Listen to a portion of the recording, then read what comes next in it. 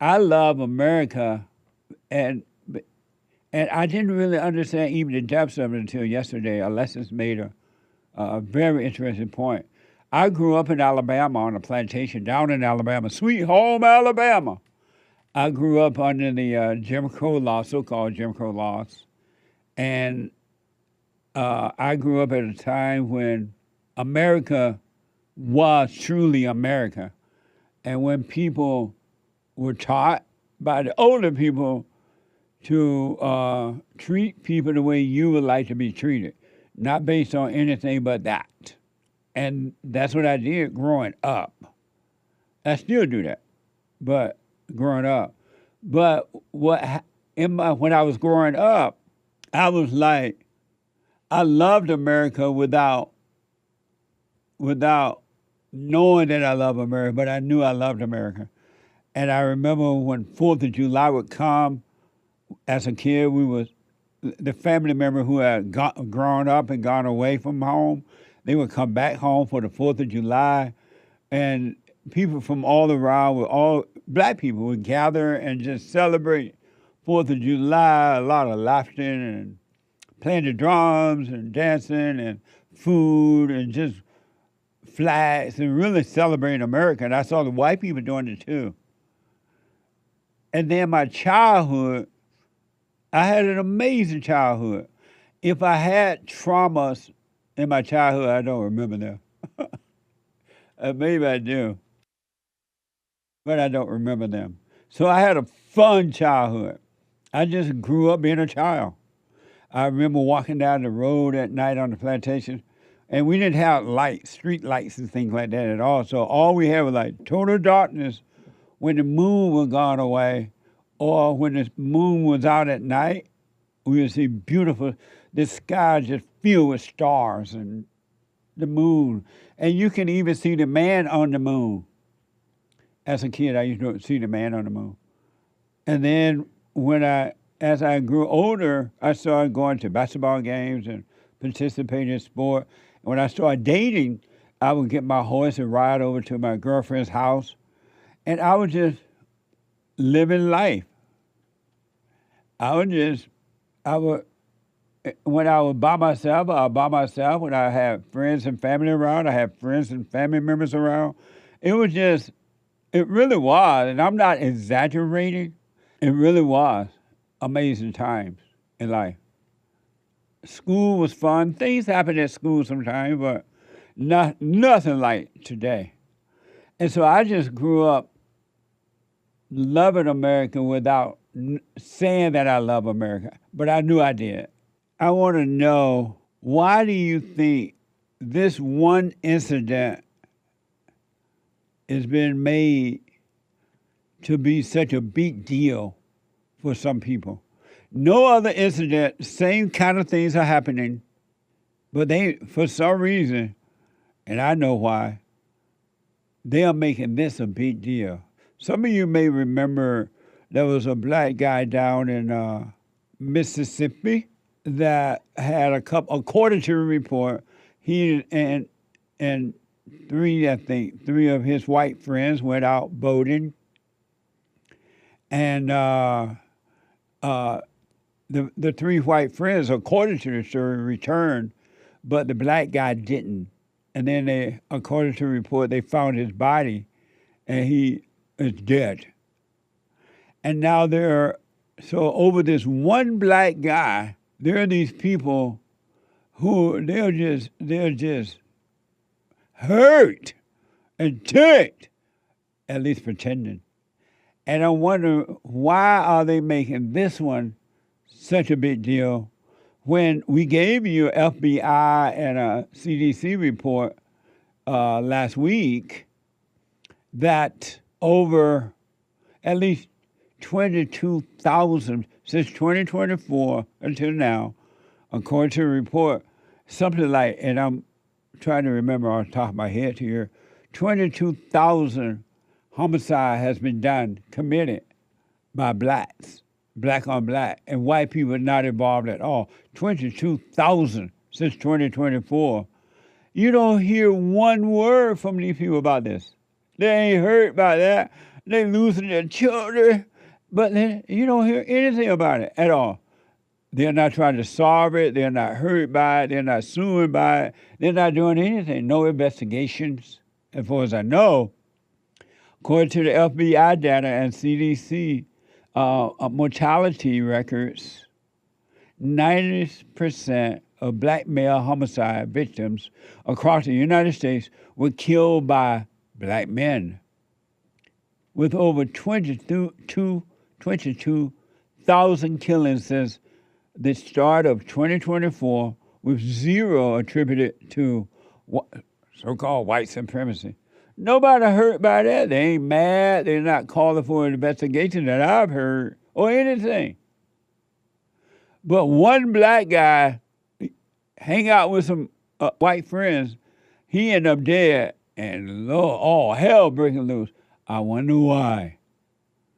Fox News has reported. Some of you remember that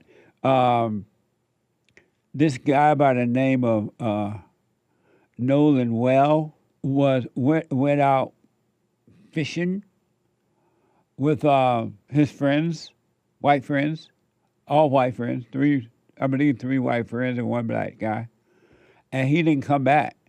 Now, quote unquote, the family of this guy Wells demanding answers. This is from NBC News and Fox News. And don't allow Nolan Wells' name to be forgotten. In the streets of Mississippi, demands for transparency and truth. We just want to know what happened to Nolan. In the death of 18-year-old Nolan Wells, who disappeared after a 4th of July boat trip with friends. He's reported 18-year-old son, 3 Awkward Island. His body was recovered 2 days later. Investigators say he may have drowned.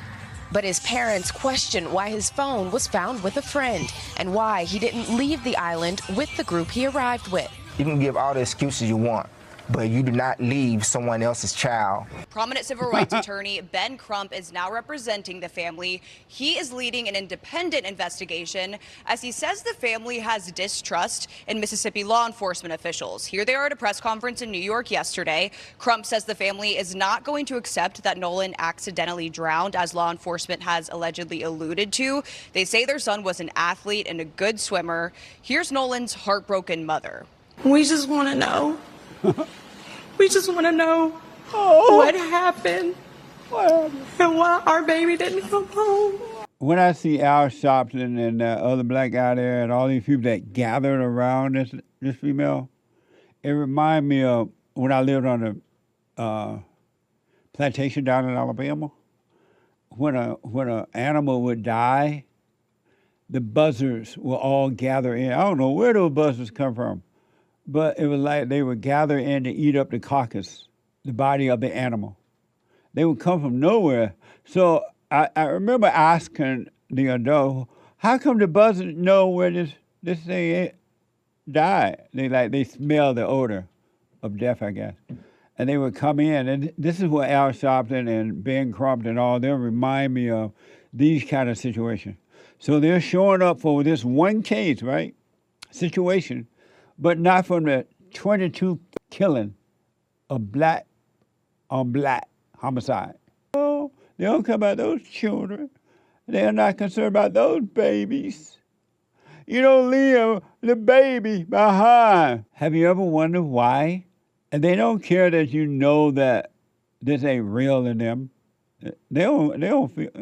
Well, man, the family said Nolan's friend had his phone, his keys, and it appeared text messages have been deleted. And the Wells family saying there are a bunch of questions still about what happened. For example, the family says Nolan's friends had his phone after his mother tracked it down. They also had his keys. And his mother says it appears text and Snapchats on the phone had been deleted. They say the friends said Nolan insisted on staying behind while they returned home on the boat. But Crump says that's not like him. We're talking about an 18-year-old kid. What teenager would leave their phone behind if they're going to stay on this island? What teenager wouldn't take their phone? And so it's not adding up. It's not adding up at all. Lord have mercy. I feel my temperature rising. What a mess, huh? What a mess. The a Navy officer who helped search for Nolan says his drowning seems strange. From NBC News. Now the family's attorney and investigators are trying to piece together what happened, asking people who were on the island to share any videos like this one from that day. There's basically a black hole between about 4:30 on the 4th of July in the afternoon until when Nolan was found. Brian Trasher with the Cajun Navy helped search for Nolan. Given all the people who were out there, does a drowning that no one witnessed surprise you or seem strange to you? It does seem strange to me. It is possible that nobody saw him. Nolan's family says he was the only black person in the group and have questioned whether race may have played a role. Of course. Tonight, his family is awaiting the results of an independent autopsy in their search for answers. We love him, and we know he's with God. So, nothing wrong with the father and the mother wanting to find out what happened. But do it in the right way. Get yourself a real lawyer if you need a lawyer. Find out what happened. Why you got to call it Al Sharpton and this guy being Crump?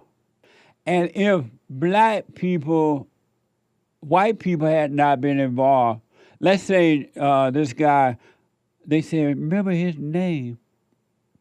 Say his name. Why would I want to remember his name? You may say, but say his name. I wonder if it was just a bunch of black guys gone out there and the same thing happened.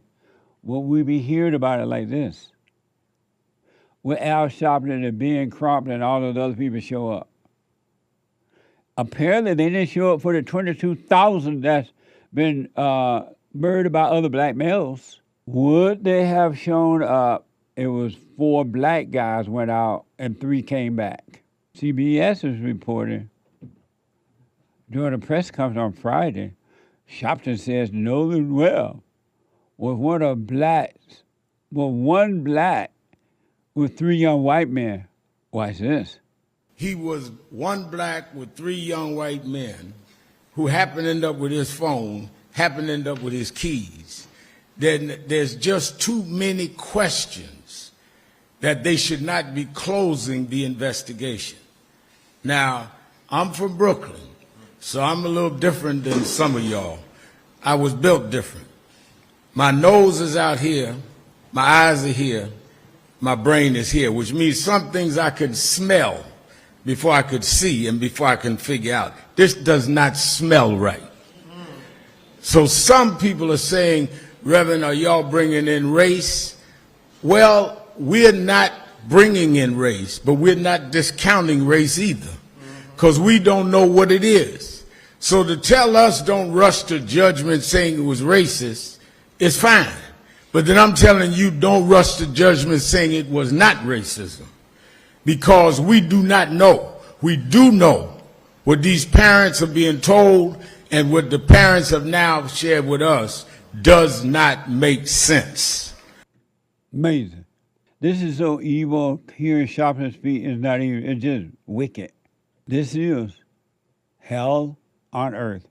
Earth is not heaven, and man is not God. According to Google AI, Al Sharpton is the scheduled preacher and will officiate the funeral for this Wells guy, Wells. He gonna officiate the funeral. Amazing. And then guess who's back in the picture?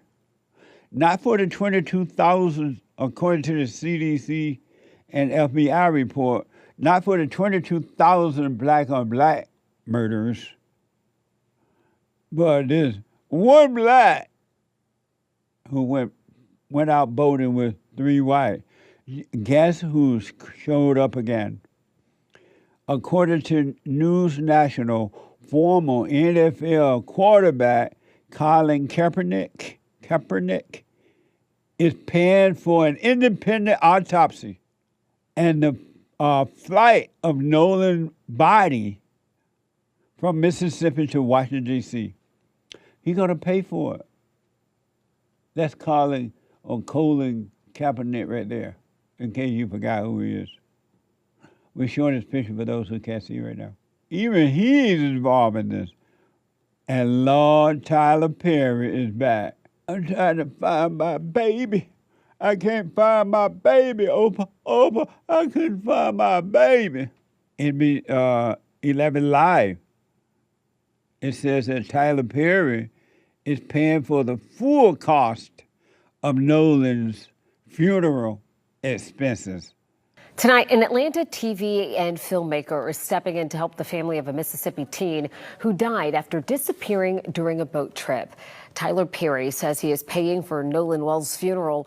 In an Instagram post, Perry says he knows what it's like for families to be left without answers and hopes Wells' loved ones learn the truth about what happened. Amazing.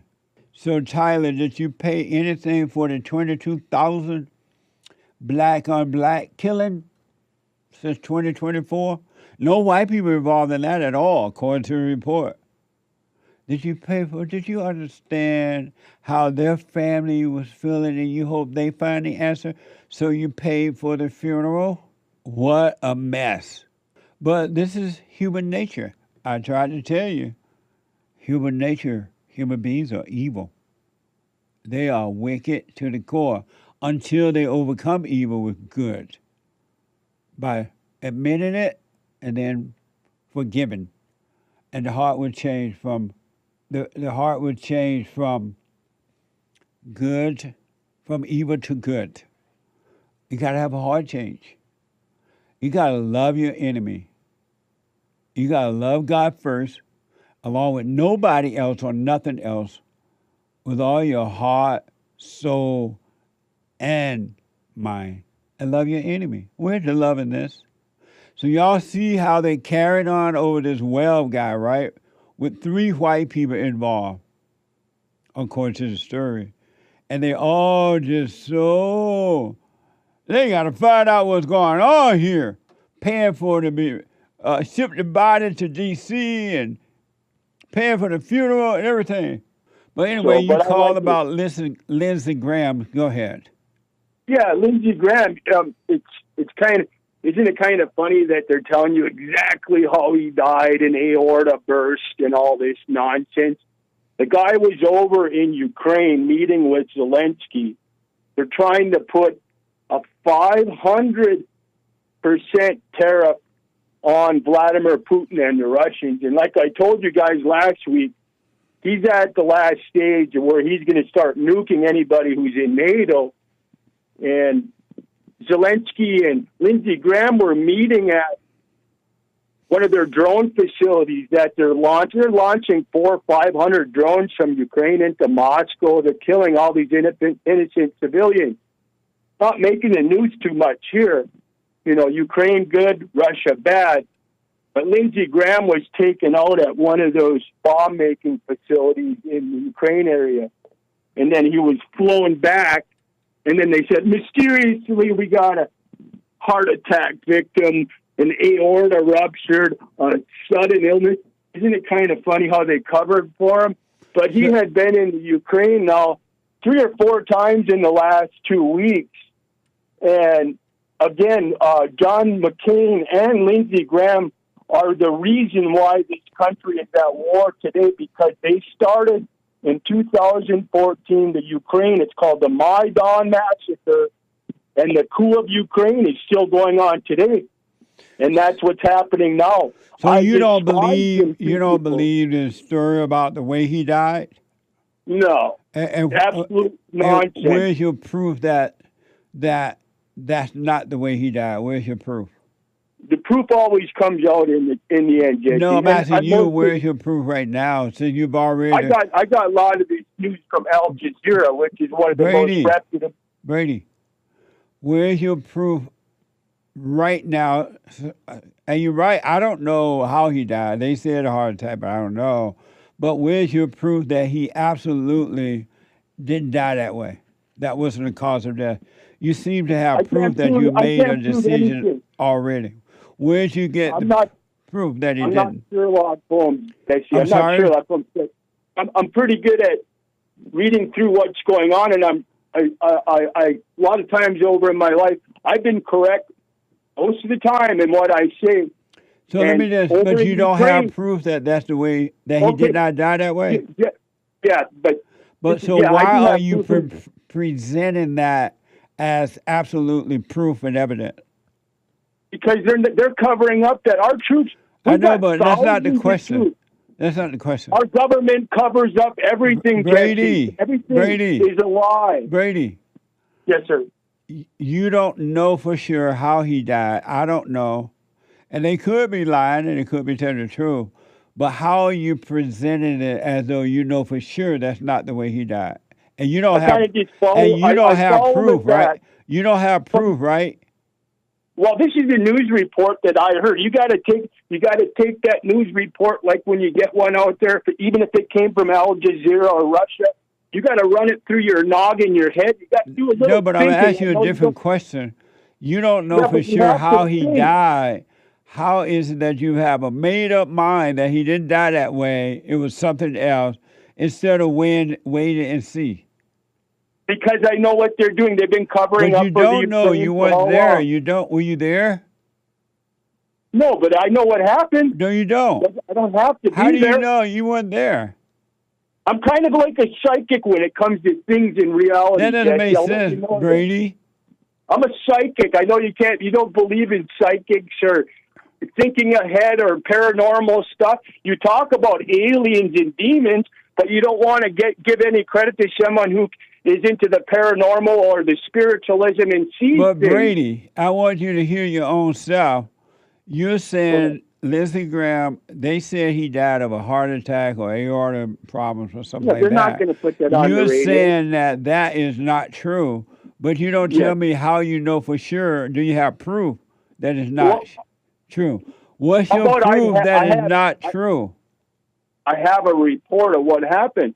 Zelensky and Lindsey Graham were probably doing a whole bunch of fun You're stuff up their saying nose in probably. Ukraine. Well, this is what I derived. When it comes out, But you're they just might making up squash stuff in it, your mind. because I know what the truth is. But you Jesse. don't. Yeah, I do. No, I you don't don't. need to read it. I Maybe don't he read died it. that way, and maybe not, but you don't know what the truth is, Brady. Yes, I do. All right. Yes, I do. And the thing is, when you get all your information from AR, a news report, isn't they told you that he had a hole in his heart, an aorta burst? That's nonsense. He probably got a missile fragment that went right through his heart from Russia with love. But Brady, I got to run. You don't know if that's true or not, but thank you. Oh, I bet you it is. All right, I buddy. bet you it is. Okay. Have a good day. You too. Let me go to New Jersey and talk to Carol. Carol, you are on the air. Good morning, Jesse. Good morning. I have a very interesting question that I would like to ask you. Okay, ask. Okay. I have a serious medical condition, and I am under doctor's care. Now, I'm not asking you for medical advice. I'm asking you only for your opinion. Because if things don't go well for me, it's a good possibility that I could die. I have anemia, which is not enough iron in the blood. And I don't know why this happened to me. I'm 67 years old. I do the silent prayer, and I'm just waiting to see what happens. And I'm just calling you to ask you if you have any advice for me. If Yes. there's anything I should be doing. Yes. Number one, I'm not a doctor, as you say. I'm not giving medical advice. But I want you to know that that problem, that situation you're having is in your body, but not in you.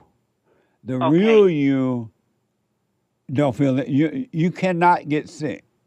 This not you is what's sick. You're not your body, you're not your thoughts, right? Not your body. And so I would just relax and just ask God to let his will be done on earth through you as it is in heaven. because in God and in heaven, there is no sickness. Sickness does not come from God at all. Diseases, none of those things. So it's in the body, but not you. And the mind makes you think that you're sick. The mind makes you think because right now you have this thing going on in your body that's you. So whatever the thoughts tell you about it, let the thoughts pass. And if you're under doctor care, you need to see the doctor. But do not give in to what the thoughts are telling you at all. Ask God to let His will be done. Okay, that sounds very good because even though that I'm trying not to worry about it because it's like, is it my time? Am I going to die? I don't want to go out like this. So I am involved with my thoughts. You are. See how they talk to you? That's not from God, and that's not from you. Those thoughts are not yours. Can you hold for 1 minute, Carol? Yes, I can. Let me take a quick break. I want to go back to Carol out of New Jersey, dealing with an illness in her body. Carol, you notice how your mind telling you, I don't want to go out like this. How did this happen? Don't pay attention to that. Let that pass. Okay. And because you cannot die, first of all, there is no death. And there's only one death, and that is an illusion of self. You're never going to die, so you're just dying from illusion of self where you overcome thoughts and feelings. Yeah. And so just ask God to let His will be done. I'm repeating myself, but ask God to let His will be done and just wait. Stay present. If you need to see your doctor, and don't get into those thoughts. Okay. I just want to say one thing before I hang up with you. Yes. Is that your answer to me has given me peace, and that I'm going to use this as an opportunity to develop my faith. Right on. You stay with it. Have a way to see no matter. And then don't let the people come around you. Oh, poor Carol, Lord have mercy. Right. Let's pray, baby. Oh, God. Don't do that because they're imposing their will on you. And don't fall for it. And I'm telling you, if we were never into thoughts, we as human beings, if we never got into thoughts, we would never have sickness and disease in our body at all. Sickness comes from thoughts. Sickness comes from thoughts? Absolutely. Because I was always wondering, why did this happen to me? Because I eat well, I watch my weight, and I'm doing the best I can, and it just come out of the blue that this happened to me. Yeah. Well, don't freak out. Sickness comes from thought. It's not from God. In God, there's only life. There's nothing but life, nothing but health, nothing but love, nothing but goodness. So just stay away from those thoughts, Carol. And they're going to work over you. Don't fall for them. Thank you very much. I feel very positive that we had this conversation. Right and on. I just want to thank you very much. You're welcome. Stay with it, stay with it, stay with it. Bye-bye. Bye now. Amazing. Apparently, older women are having children. Women over 40. Isn't that too old to be having? Don't the baby come out like retarded or something? Deformed? Or if you have a baby, we like really old. Or maybe not. I don't know. There can be problems with the man being old. Leads to more instances of autism, I heard, if the man is older. And the woman, she can have problems too, or the kid can have problems too, I think. I thought the rule is women should have babies in their 20s, in their 18, 19, 20, and so that the baby has a chance of being healthy. Down syndrome raises significantly with maternal age per AI, brave AI. AI don't know everything. Pregnancy complications, miscarriage is higher likelihood, and stillbirth. Premature birth, low birth weight, diabetes, high blood pressure. With older women? Yeah, children. Studies suggest children of older women, older mothers, may face higher risks of those things. AF posts. Including later life issues. As they get older? Yeah, the children grow up to have diabetes or high blood pressure. Maybe. I don't know. Well, according to AF Post, a visual capitalist, while overall U.S. fertility rate have fallen for decades, birth among women over 40 are moving in the opposite direction, raising education level, rising education level, delayed marriage, and high housing costs have all contributed to a growing share of women waiting longer to have children. And we have a picture of an old woman that's pregnant. Is that right? That doesn't look like that old of a woman, but she might well be over 40. Well, it says they look over young. 40. So she has to, I guess she's an example of over 40, right? Right, And probably. she's pregnant, She's pregnant? I guess. Oh, yeah, you see her holding her stomach. Thankfully, the words are covering over the pregnant belly. Women over 40 are having more babies.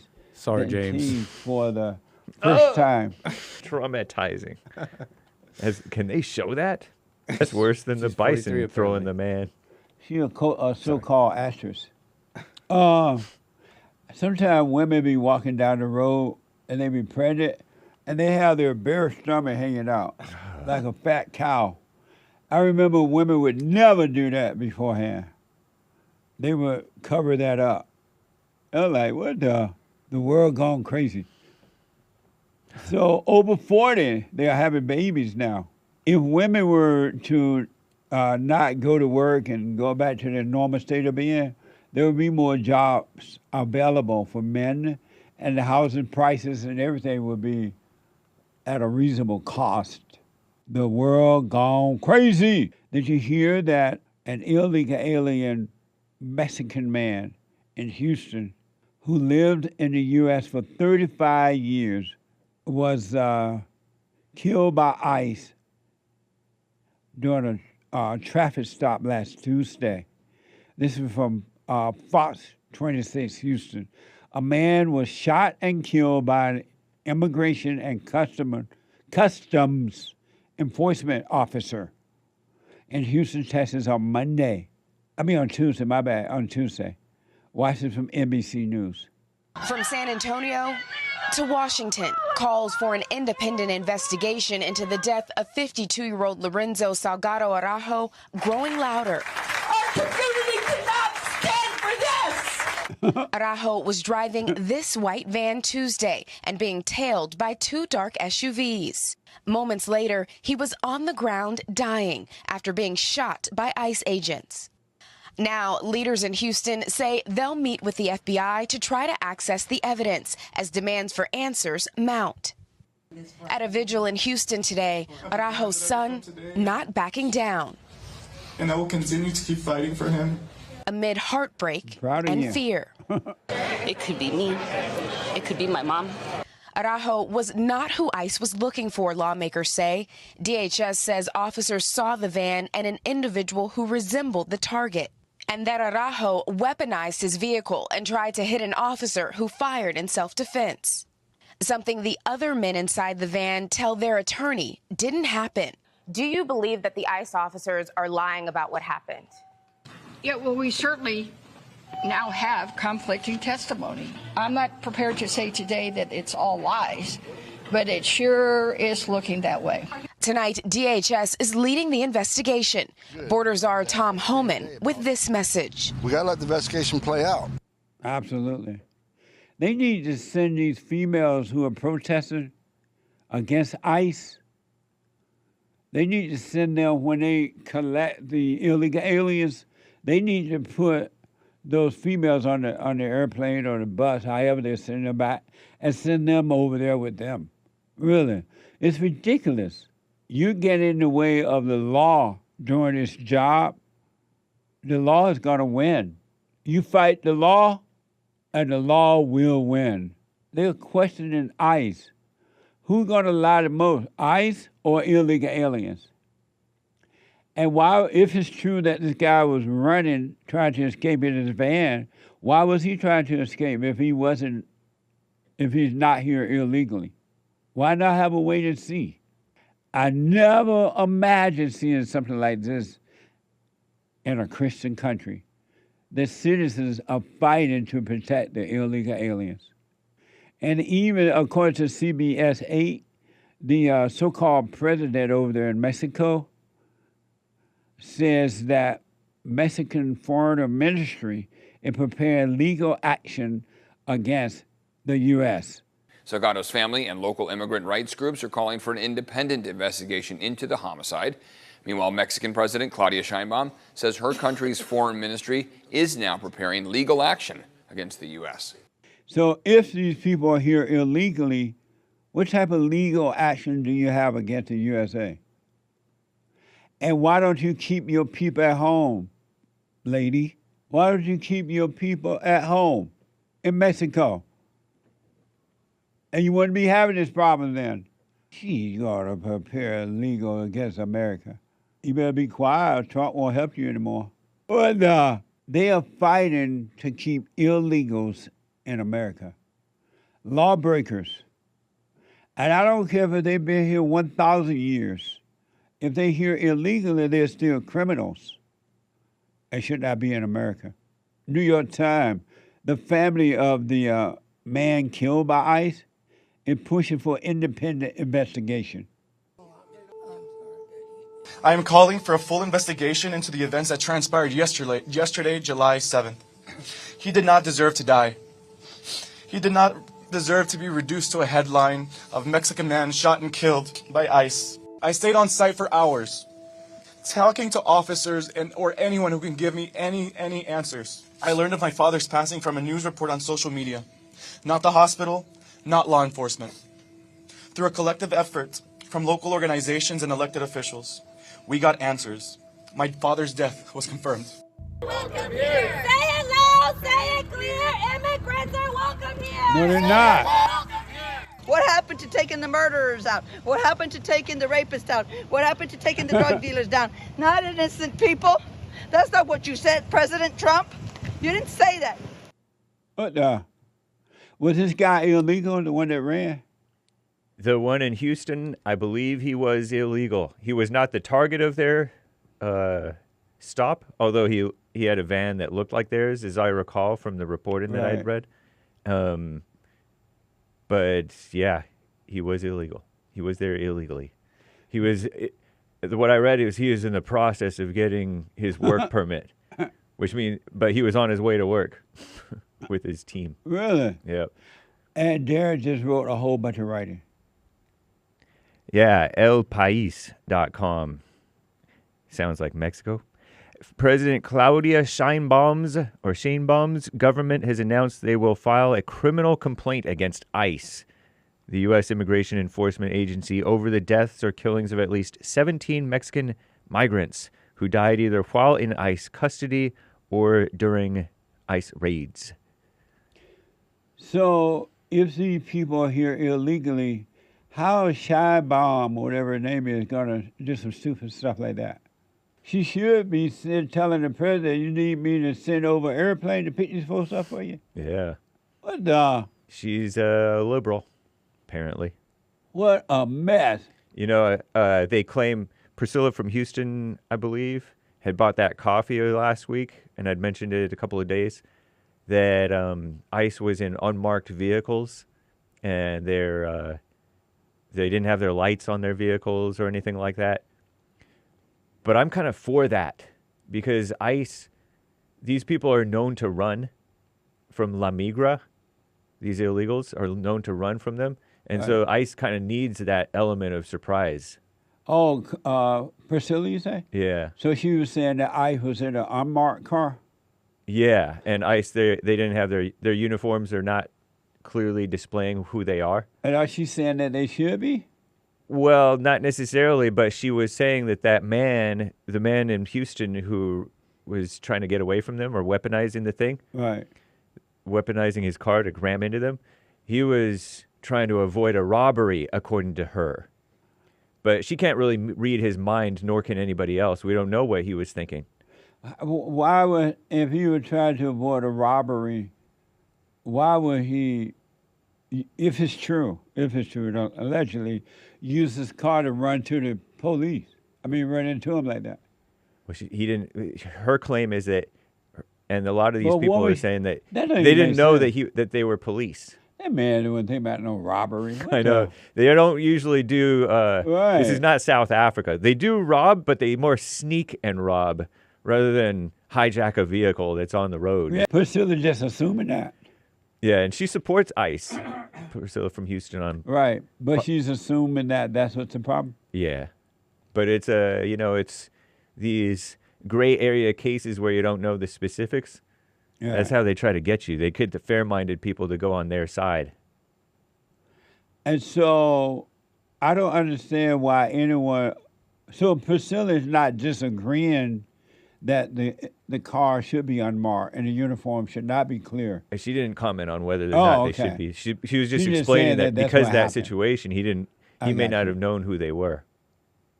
But still, you don't run like that. Yeah. What the? What a mess. I can't get past these females out there, along with these weak beta males, fighting against the law. That should be illegal. Yeah. But they act like Renee Good was in the right. Where's Renee now? In heaven. I rest my case. And Alex Pretty. Where's and now Alice now? In heaven. I rest my case. Everybody's in heaven. I know. Jeez. I was going to say, everybody think that everybody going to heaven or gone to heaven when they die, except baby Jessica's daddy. And now these two recent cases, Houston and Maine. Do you think people go to hell or heaven when they die? I don't want to think about that. Why not? Because I'm afraid everybody's going to hell. A lot of people, mostly. Well, the way you live your life is the way you end your life. And when you end your life, that's where you stay. So if you die with no love, of course you're going to stay in hell. You die with love, you're going to stay in heaven. Amazing. I have one other story, then I will get to some calls and stuff, all right, and then super chat, of these illegals. I really, really respect the president I respect the president for not giving up or giving in and protecting us. When America, especially millennials and Zs, they have never seen anyone stand up for America like this, so it's good for them that they see that. Fox 4 is reported that, speaking of the immigration situation, Fox 4 is reported that a federal immigration officer shot and killed a driver in Maine this morning. This is Fox 4.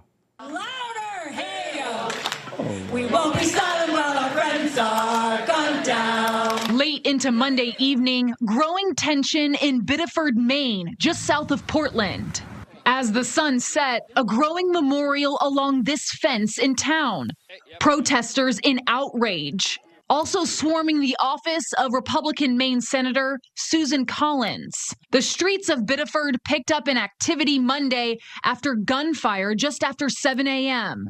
Blurry surveillance video from after the shooting shows a white sedan driving slowly, making multiple circles at this intersection. Two law enforcement officers can be seen on both sides of the sedan as it continues to go in a circle. Eventually, a white SUV with red and blue lights collides with the white sedan, and it stops. A witness watched from his home. ICE agent got out, tried to open the door and had a difficult time, but eventually opened it and pulled the guy out. His face was bloody, his head was bloody. And I clearly heard the victim say, "I tried to stop." Clearly heard him say that. Amazing. Who is behind these people that they can organize so fast and get out there with signs and things? It's like, who is behind this? Who is behind this mess? And why? Is it communism? Do they really want to vote and to destroy America? Because these things are like well organized. These people show up with signs and everything. According to Homeland Security, the driver of this incident was attempting to flee the scene. 12 hours after the shooting, the U.S. Department of Homeland Security posted a statement on social media that ICE was surveilling an address for a person with a final order of removal. When ICE tried to stop a vehicle leaving that address, quote, the vehicle attempted to flee the scene and, fearing for public safety, an officer discharged their weapon. The driver was struck and later died. While authorities have not publicly identified the driver, immigrant rights groups identified the victim as a 26-year-old Colombian who had been cleared to legally work in the U.S. Maine Senator Angus King said the Homeland Security Secretary told him the man killed was not the intended target of the operation, but DHS claims the man weaponized his vehicle. I watched a wife fall to her knees looking at her husband's dead body on the ground. I watched a little girl crying with a little pink backpack on because she's never going to see her father again. The Maine deadly shooting comes less than a week after an ICE agent in Houston killed 52-year-old Lorenzo Salgado Araujo, a Mexican national, on his way to work. Amazing. That the lady from Maine, she's up for re-election, right? Susan Collins. Yep. Right. She was a Republican? Yeah. That Graham Plattner guy bowed out of the race against her. And so some other guy, I think, is going up against her. Susan Collins is a poor excuse of a Republican. Yeah, I always considered her quite a bit of a rhino. Sometimes hit, but mostly miss, if you will. I've never heard of her standing up for anything that was good for America. Have you heard of anything? I vaguely feel like, you used to write for WorldNet Daily? Right. I felt like they or somebody was for something, stand with her about something 10 years ago. 12. She's a poor, pitiful excuse of a, was she a senator or something? Yeah. Why is it that she has not been voted out already? Once you get in, it's hard to get them out, I guess, because then you have the name recognition, and New England is really bad. Oh, it is? I think so. You know how we weren't the biggest fans of Lindsey Graham. Right. And yet that was the South. And the South kept on re-electing him and Mitch McConnell and these guys whom we oftentimes have considering them rhinos. Well, New England is like, you saw those whites up there, they're like liberal. But I was thinking that because it was a white country, part of the country, that it would be more conservative than that. It's cold up in there, right? Yeah. So they're, anyway. I don't really mind if a Democrat beat Lindsey. What's her name? Susan Collins. Susan Collins. I don't mind if a Democrat beat her out because she's never really stood for the Republican Party anyway. And to me, that's amazing. But I'm just blown away, really, folks, with the protests against ICE doing its job. When the law doesn't get out there to do the job, you get mad because crime gets worse. And when they do go out there to do the job, you get in the way. A spiritual battle. I got to take a quick break. When I come back, your phone call, Super Chat. Amazing. What I'm about to say, listen up. This is so amazing. It's just amazing. And this is to each adult individual, male and female. You are responsible for you. And only you are responsible for you. I'm not responsible for you in your life. You are not responsible for me in my life. If you're married with children, your responsibility is to feed your children. And if the wife is staying home raising your children, feed her too. But other than that, nobody else is responsible for you. I noticed that In this world today, people like to think, and then other thinking that somebody else is responsible for you and your life. Where did that thinking come from? Where did that type of thinking come from? It hasn't always been that kind of thinking. I can hear my grandparents tell me now, you're responsible for your own self as an adult. I'm not responsible for you as an adult. You're not responsible for me as an adult. And so take back your life and work on your life and live. Just live your life. You don't have to be like everybody around you. Don't try to be like anyone else.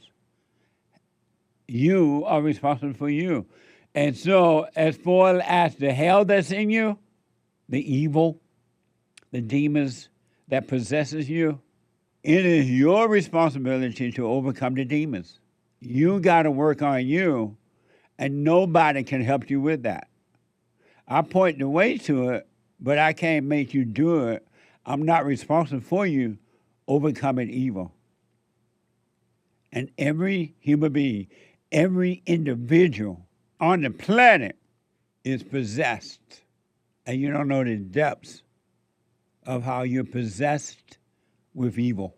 There are layers and layers of evil inside of every human being. And it's very, very difficult for you to see those layers of demons inside of you. And especially if you don't want to see them. And most people don't. They don't want to see how possessed with the evil they truly are. And as a result, hell is on earth. Earth is not heaven, and man is not God. If your wife has gained a lot of weight, you have to stop treating her with dignity and respect. She's obviously getting bigger to ruin your life. Think about it. These women don't have a problem losing weight after they divorce you. Married women will be like, I don't have time to lose weight. I do so much. Really? You don't have time to eat less? I found out that having a kid, I'm not that likable either. The other night I told my son I loved him. He said, I think we should just be friends. I had to take him to school today, or a pre-K, or I don't know. I took him somewhere and dropped him off. But I put him there, and some little girl runs up to him and hugs him and gives him a kiss. Teacher starts freaking out. She's like, uh-oh, looks like you're gonna have your hands full. Looks like you're gonna have a little heartbreaker on your hands. I was like, no, I think that girl's just gonna be a whore when she grows up. If your wife is angry that she's spending her entire Saturday cleaning, you can step up as a husband by reminding her that if she had been cleaning a little bit each evening the entire week, she wouldn't be in this situation right now. Make sure that you text her this advice from the bed. That way you can continue to rest. Alan, that's amazing. Appreciate that. That is funny. Do women ever walk out your shows? They walk out on you? No. Right on. But because they have to be familiar with you even before they go there, right? Right. And I mean, it's not like when I'm doing stand-up, it's just like wailing on women all the whole time. I make fun of myself. I make fun of other things. So it's all in good fun. But you can tell the women that don't like me, they're not used to hearing the truth. Yeah. So those are the ones that get upset, and those are the ones that'll come up to you afterwards and have something to say. Amazing. Amazing. Let me go to, is it Diane? Diana. Diana from Texas. Diana, you are on the air. Diana? I'm here. Can you hear me? I can now, yes. Okay. Hi, Jesse. Thank you for taking my call. You're welcome, Diana. I would just want to give advice to someone or kind of have like a discussion about thoughts. Okay. Something that's helped me in my life. So I agree with you on your silent prayer and being silent and being still. You're and not everything. on a speaker or Bluetooth or anything, right? No, sir. Okay, go ahead. Okay, so I agree with you about being silent and, being still and being present. But sometimes I agree when people ask about thoughts coming in and what do I do with the thoughts, and you always say to watch them. And I think at first, eventually you get to that point, but for people who are struggling with the thoughts at first, what I do is if a negative thought comes in, like say, I want to say I'm nervous, then I'll kind of like look up what is the opposite of that. that feeling that I'm feeling, and then I say the opposite of it over and over and over and over until it kind of becomes real. What do you say? And that to me, what's the opposite of depression? well, of nervous. Yeah, being what's the nervous, opposite of nervousness? relaxed, calm, confident.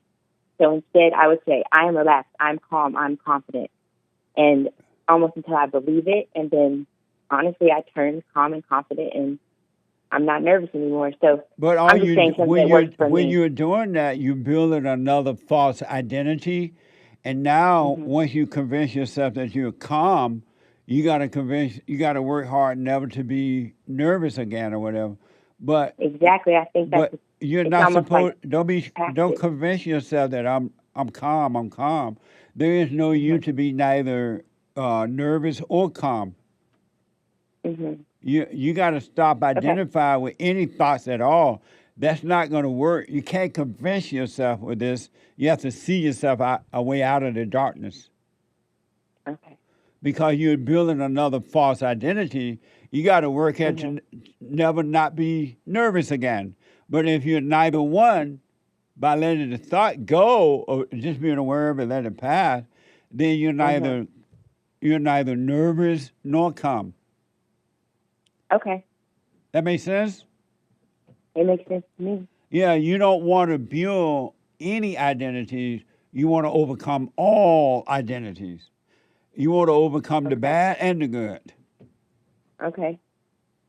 You're right, I guess, because God, it's not God's thoughts, because he said he doesn't have the same thoughts as us. So it couldn't be God's thoughts. That's that we're right. thinking. So, Yeah. okay, that makes sense. Okay. Back to the drawing table. Back to the drawing table. Oh, you know what? I don't know if I want to say Happy White History Month, but my dad was half white, so I do have a little white in me. She white. Happy White History Month.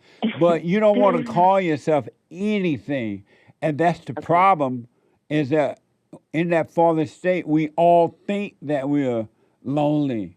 We all think we're depressed. We all think that we have fear. And it's just a thought. So you want to overcome all thoughts. Mm-hmm. All right? Okay. Stay with it, though. Yeah, Do not give up. Stay with it. Stay with it. Stay with it. And Happy White History. Are you watching right now? Are you watching the show as it happened? No, I turned it off for the call. Oh, did you see Hate in the Hat? No, I didn't. Actually, it actually plays in the background while I do work. So I wasn't watching it, but I was listening to it. It was on YouTube, but I wasn't watching it physically. Sorry. Well, check out the White History Month hat. They're amazing. All right. Okay, I will check it out. Okay. Thank you. You're welcome. 888-77. No, you don't want to convince yourself of anything because there is no you there to convince yourself to convince. And if you try to convince yourself, you're still believing that there's a self to convince. And all you're doing is creating another false identity. I'm ambitious now. I work hard. I'm ambitious. Can you be an ambitious person? It's a crazy person. What the? Let me go to Australia and talk to Rahul. Rahul, you are on the air. Hi, Jesse. How are you? All is well. Happy White History Month. Happy White History Month to you, too. Thank you. Yeah. Jesse, I just wanted to preface this by saying I've called you before, and almost a year ago I did a counseling session with you, and that was really good. It really helped me, so thank you for that. You're welcome. What you taught me, just try and see the thoughts. Don't identify with them. Don't follow them. I'll tell you that really helped me. One of the things you said was you're like, it will get better. It'll get worse before it gets better. Yes. And I realized I used to feel anxious about it, and it was actually getting worse as I was doing the silent prayers. I was trying to see the thoughts, but I realized that the reason it was getting worse is because I was just seeing it more. Yes. I didn't realize how much of that anxiety and doubt and fear and stuff I had. That's really what I saw from it. But I'll be honest with you, as I've been doing that, it has been helping me a lot. Yes. Yeah, but there was something you said recently was you shouldn't judge yourself for your fear, anger, and doubt because you didn't choose to have that yourself. Right. But yeah, I've been realizing that as I'm seeing that I guess that's where a lot of the quote unquote self-hatred and fear comes from as well. So as I'm trying to, see the thoughts, what I'm realizing is, well, not what I'm realizing is, but what it feels like I'm just going deeper into the thought. I don't know. Yeah. And did you have a question about that? Yes. So the question I had about it is, right, like, as I'm just sitting and watching the thought, and, we say we should do nothing about it, I keep on feeling that I'm actually avoiding it by doing nothing about it. So how do I overcome that? It's so weird that it feels like it's a loop, but I don't want to think about it as a loop because, I'm just thinking about it even more and more. It's a good question. Rahul, hold for me. Let me take a quick break, and I'll return. I will come right back to you after this break. Can you hold? Rahul? Yep, sure. Okay, hold on. I want to go back to Rahul out of Australia. And Rahul want to know, well, Jesse, when these thoughts come, and they're coming more and more, I feel like there's something that needs to be done. Am I right in that, Rahul? That's right. Yes, I feel that when I'm doing nothing about it, that I'm actually avoiding it, and that by avoiding it, I'm actually thinking about it. Yeah. It's just, What can you do about it? What can you do about thoughts? One of the sort of silly things I used to do was I'd try and read about it or watch videos on it and write about it, and I've stopped doing that. Right on. But as I've stopped doing that, I'm asking myself that, am I when I'm not doing that anymore, am I avoiding it? Am I? Yeah, it's. I feel like I need to. I want you to know, and this is the truth. There's nothing that you or I or any human being can do about thoughts. Zero. You gotta let yourself be weak to them and do nothing about them. Don't react to them. Don't call them you. Even when they are screaming out in pain. Oh, Lord, this is too hard. This is too heavy. This is taking too long. I am real afraid. I'm depressed. I'm lonely. Those are just thoughts. And the voices you hear are coming from demons in the mind. And they'll try to convince you to do something so that they can stay alive inside of you. But if you do nothing, don't fight with them, don't call them you, don't run away from it, but live with them, then the light will come in and really just get rid of all the demons, which is darkness. The light will overtake the darkness, and they don't want that to happen because if the light take over, if you allow the light to take over, they're going to have to leave you, and you will have a clear mind. Everything you do in life will be done from a clear mind. And demons live in the mind, the thoughts and emotions and the body of human beings. And so that feeling that you get about doing something, they align to you.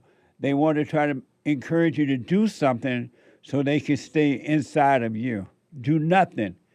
That feeling that you have is not every human being, by the way, Rahul, every human being on the planet have those same feelings, but most human beings are not working on themselves, so they don't know that those feelings, those thoughts are not them. They really think that it's them, and it's not. Right. But do nothing, Rahul. Live with it, but be aware the hurt, the pain, the whatever, the fear. Just be aware of it, but do nothing. And it's the awareness that it will take it away from you. Yeah. If I may just, develop on that point, like I'd say the most overwhelming thought that I tend to get is I feel like I need to expose myself to those emotions and those doubts and fears even more.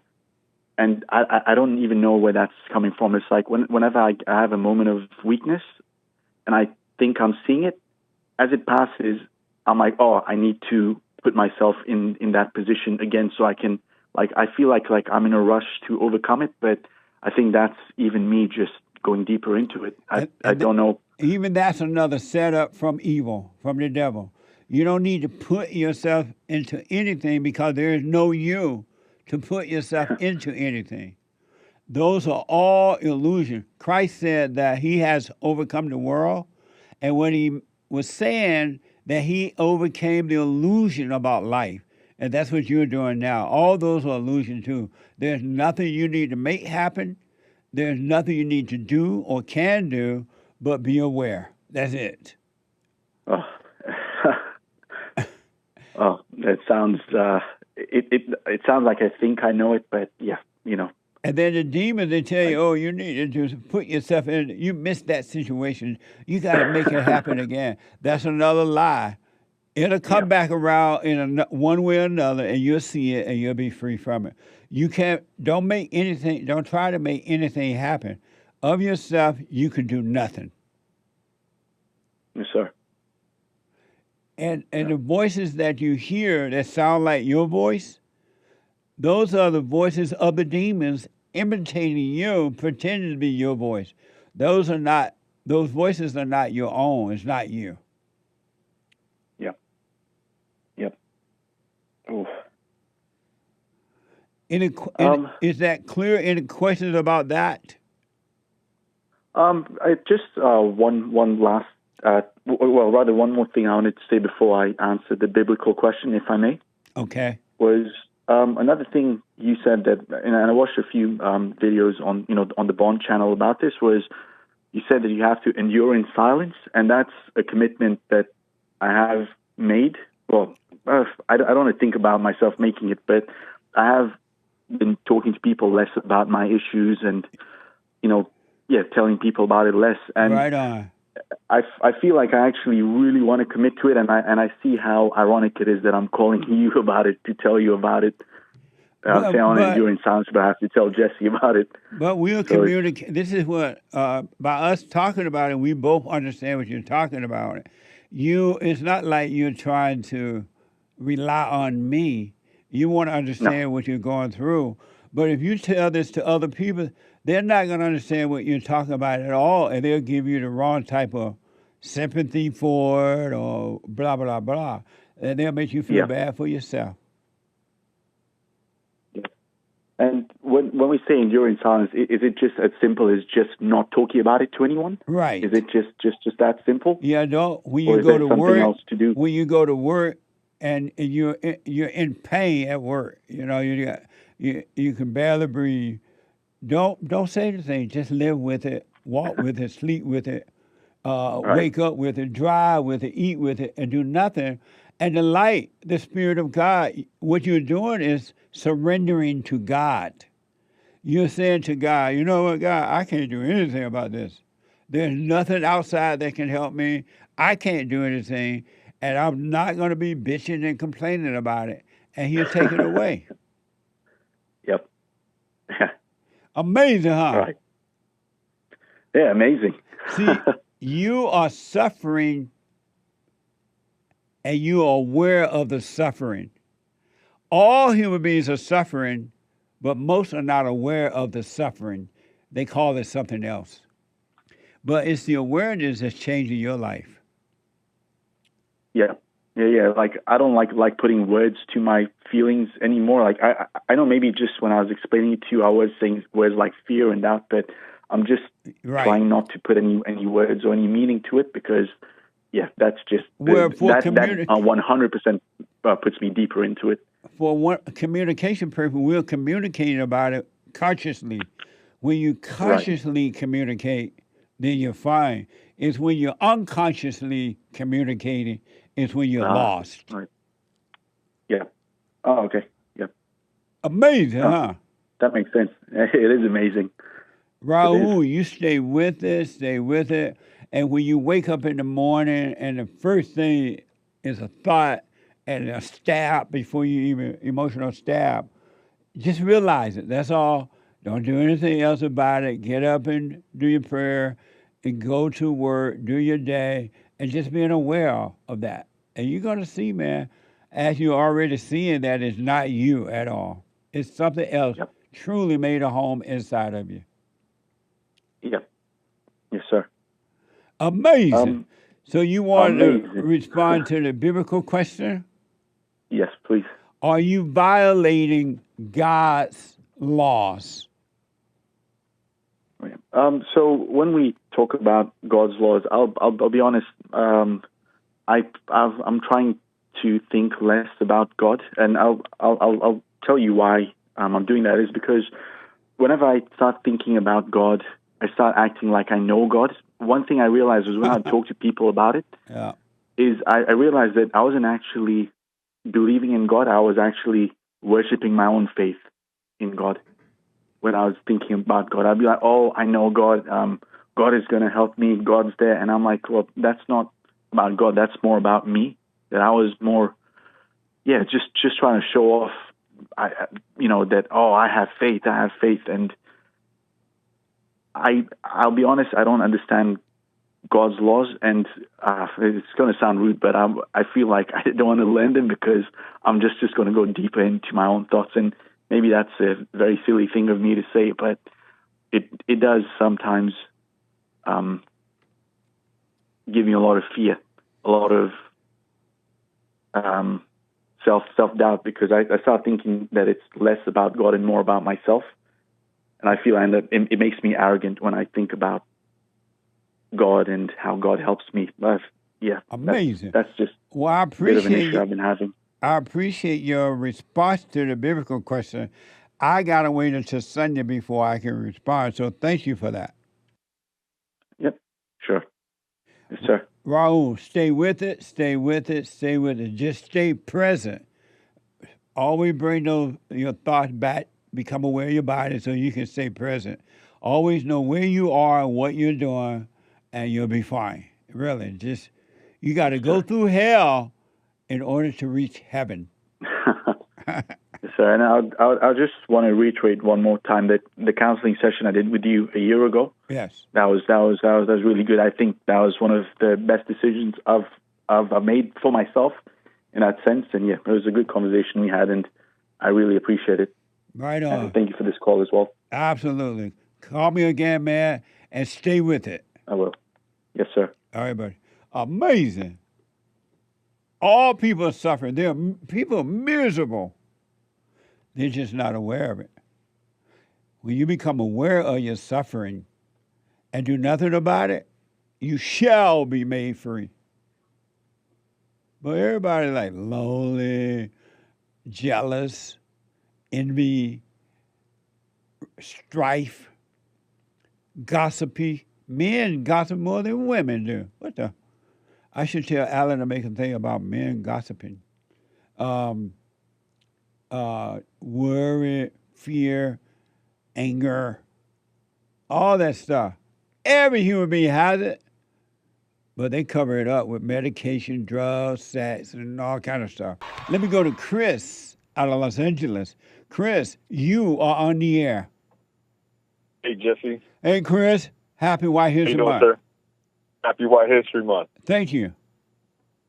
Well, it's been a couple years since we talked, maybe more, but things haven't gotten much better for me, I'd say. They have not? Correct. Go ahead. Keep it. Yeah, just to kind of get to the point. Just not very happy in my marriage. We went through some rocky times. We got separated. There was some infidelity on my part, and then after, she retaliated, and we tried to make it work again, got back together, ended up having a baby, and it's just gone from bad to worse. Amazing. So I'm just I'm really concerned for my child. Just, I don't want, I've kind of given up, not given up, but I've accepted that my life is what it is, and things are kind of what they are. I can't really change it. And this fantasy of this fairy tale life, it's just not going to happen. But I don't want my child to be damaged, because of our dynamic, all these problems that we have in our marriage. I'm just trying to figure out where to go from here. Are you still with her right now, or are you separated? We're still together. You guys living back together? Yes. What was the advice I gave you from? I don't remember the call. So what was the advice I gave you in the beginning? So the advice was to forgive my. It kind of we went off topic and we started talking about my parents, and I have forgiven them. That was really the starting point, and that's where you told me to get started, and that's where we left off. And have you been doing the silent prayer? No. Well, no wonder, Chris. What the? And why not? Just getting. I don't have a reason. I just don't do it. You love your misery? I do not. If you didn't love it, you would be doing the silent prayer. Why you say you don't love it when you hold on to it? I think I live in the past a lot. I get lost in my thoughts a lot. Of course. So why do you say you don't love that when you hold on to that? Maybe I'm saying I don't, but I don't realize that I actually do. No, you love your misery. You love the fact that you now have to worry about your child.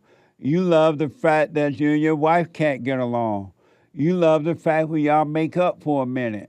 And then when things go bad, you love it. Because if you didn't love it, you would let all that go. You will walk in the light and let the darkness disappear. So you do love it. That's why you have been walking in the light. You love the darkness. You actually, that's what you told me last time too.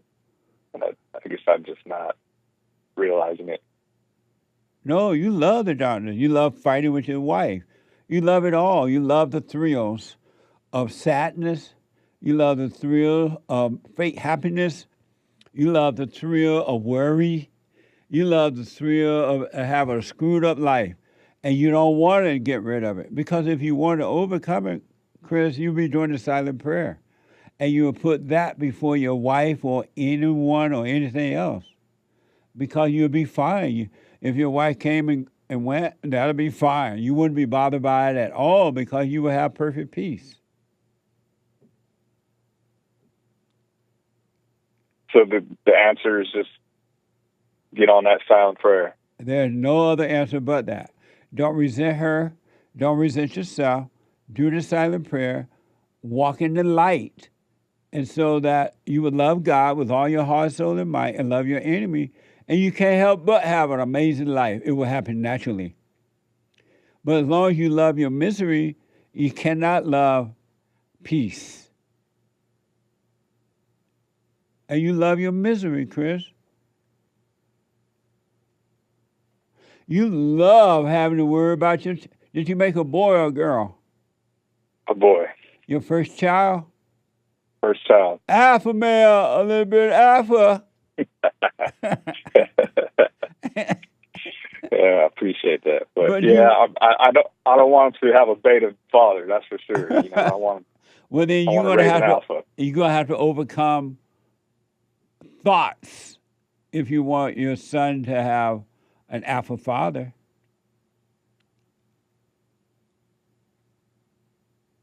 Yeah, I just got to get on it, Jesse. I stop making excuses.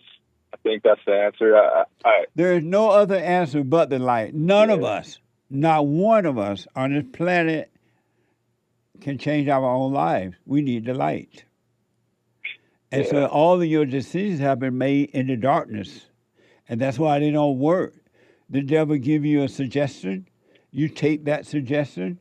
And the devil already knows it's not going to work. And then it doesn't work. And now you crying or worried, and the devil laugh at you. But the devil tell you, come back, let me advise you again. You go right back into thoughts and feelings, and you get some more advice from the devil, and it's still bad advice. Every advice that thoughts give you, leads you deeper into the devil's arms. It's never going to work. It can't work. There's no life in darkness. There's no life in emotions and thoughts. I've tried it before, and sometimes I just, like you said, I get into my thoughts, and I'm thinking, "Oh, this isn't working," or "This is like, what am I doing here? Like, this is just this isn't real." Or just, That's like, what the thoughts coming. Those thoughts are all from evil. It doesn't want you to do it because it doesn't want the light to overtake you so that it can destroy the darkness. It's telling you that, but because you believe that your thoughts are your own, you believe in the thought. You're worshiping the devil. You and Satan are one. You are the devil.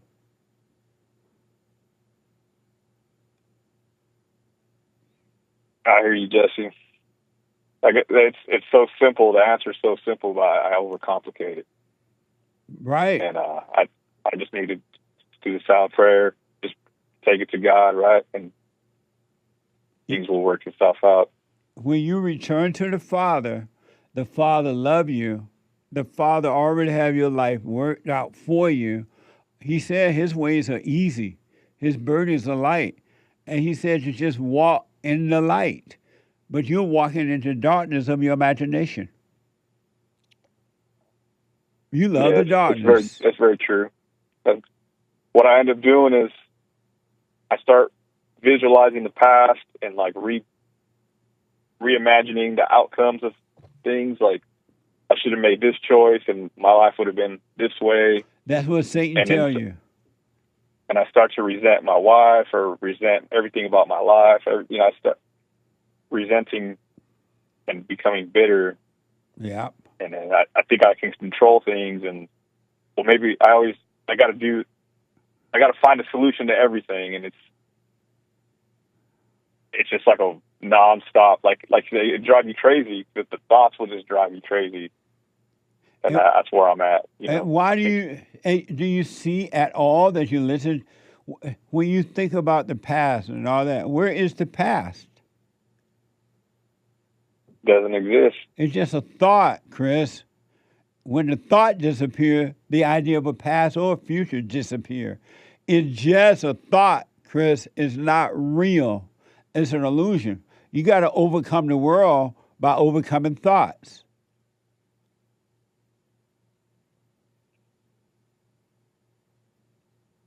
All right.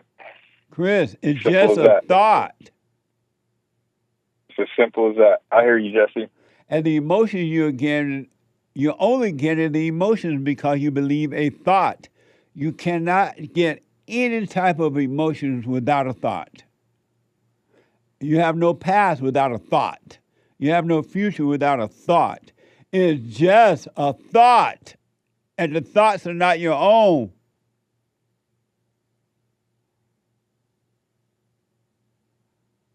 All thoughts are all lies all the time about anything. Even God said, it's in the Word, your thoughts are not my thoughts. My thoughts are not, your ways are not my ways. You still believe the devil when he told you, those thoughts, Chris, are not from me, and they're not your own. All right, Jesse, I think I hear what you're saying. I got to get on that silent prayer and stop getting lost in the thought. Absolutely. It's as simple as that. And stop trying to make a marriage or anything work. It'll work naturally or it's not meant to be. If it does working on its own, it's not from God. All right, Jesse, I appreciate it. Let me know how it goes. goes. You're welcome, buddy. All right, we'll do. Okay. All right, take care. All right. Okay. Happy White History Month. 888-77 Jesse. July is White History Month. The whole month. We're celebrating. White history. We're celebrating our ninth year of White History Month. Just to say appreciation to the white folks for creating, the white man for creating the greatest country on the planet.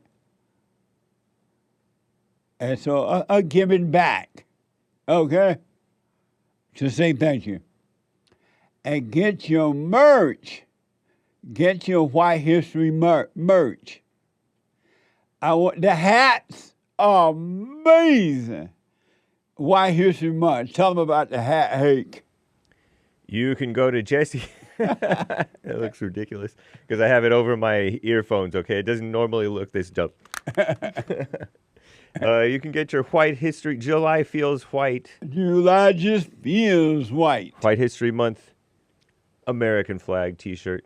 I mean, hat, baseball cap, adjustable strap in the back. Very nice. Go to jesseleepeterson.shop and scroll down to the, and it says JLP on the back. Nice. Amazing. Cool. The hats are there.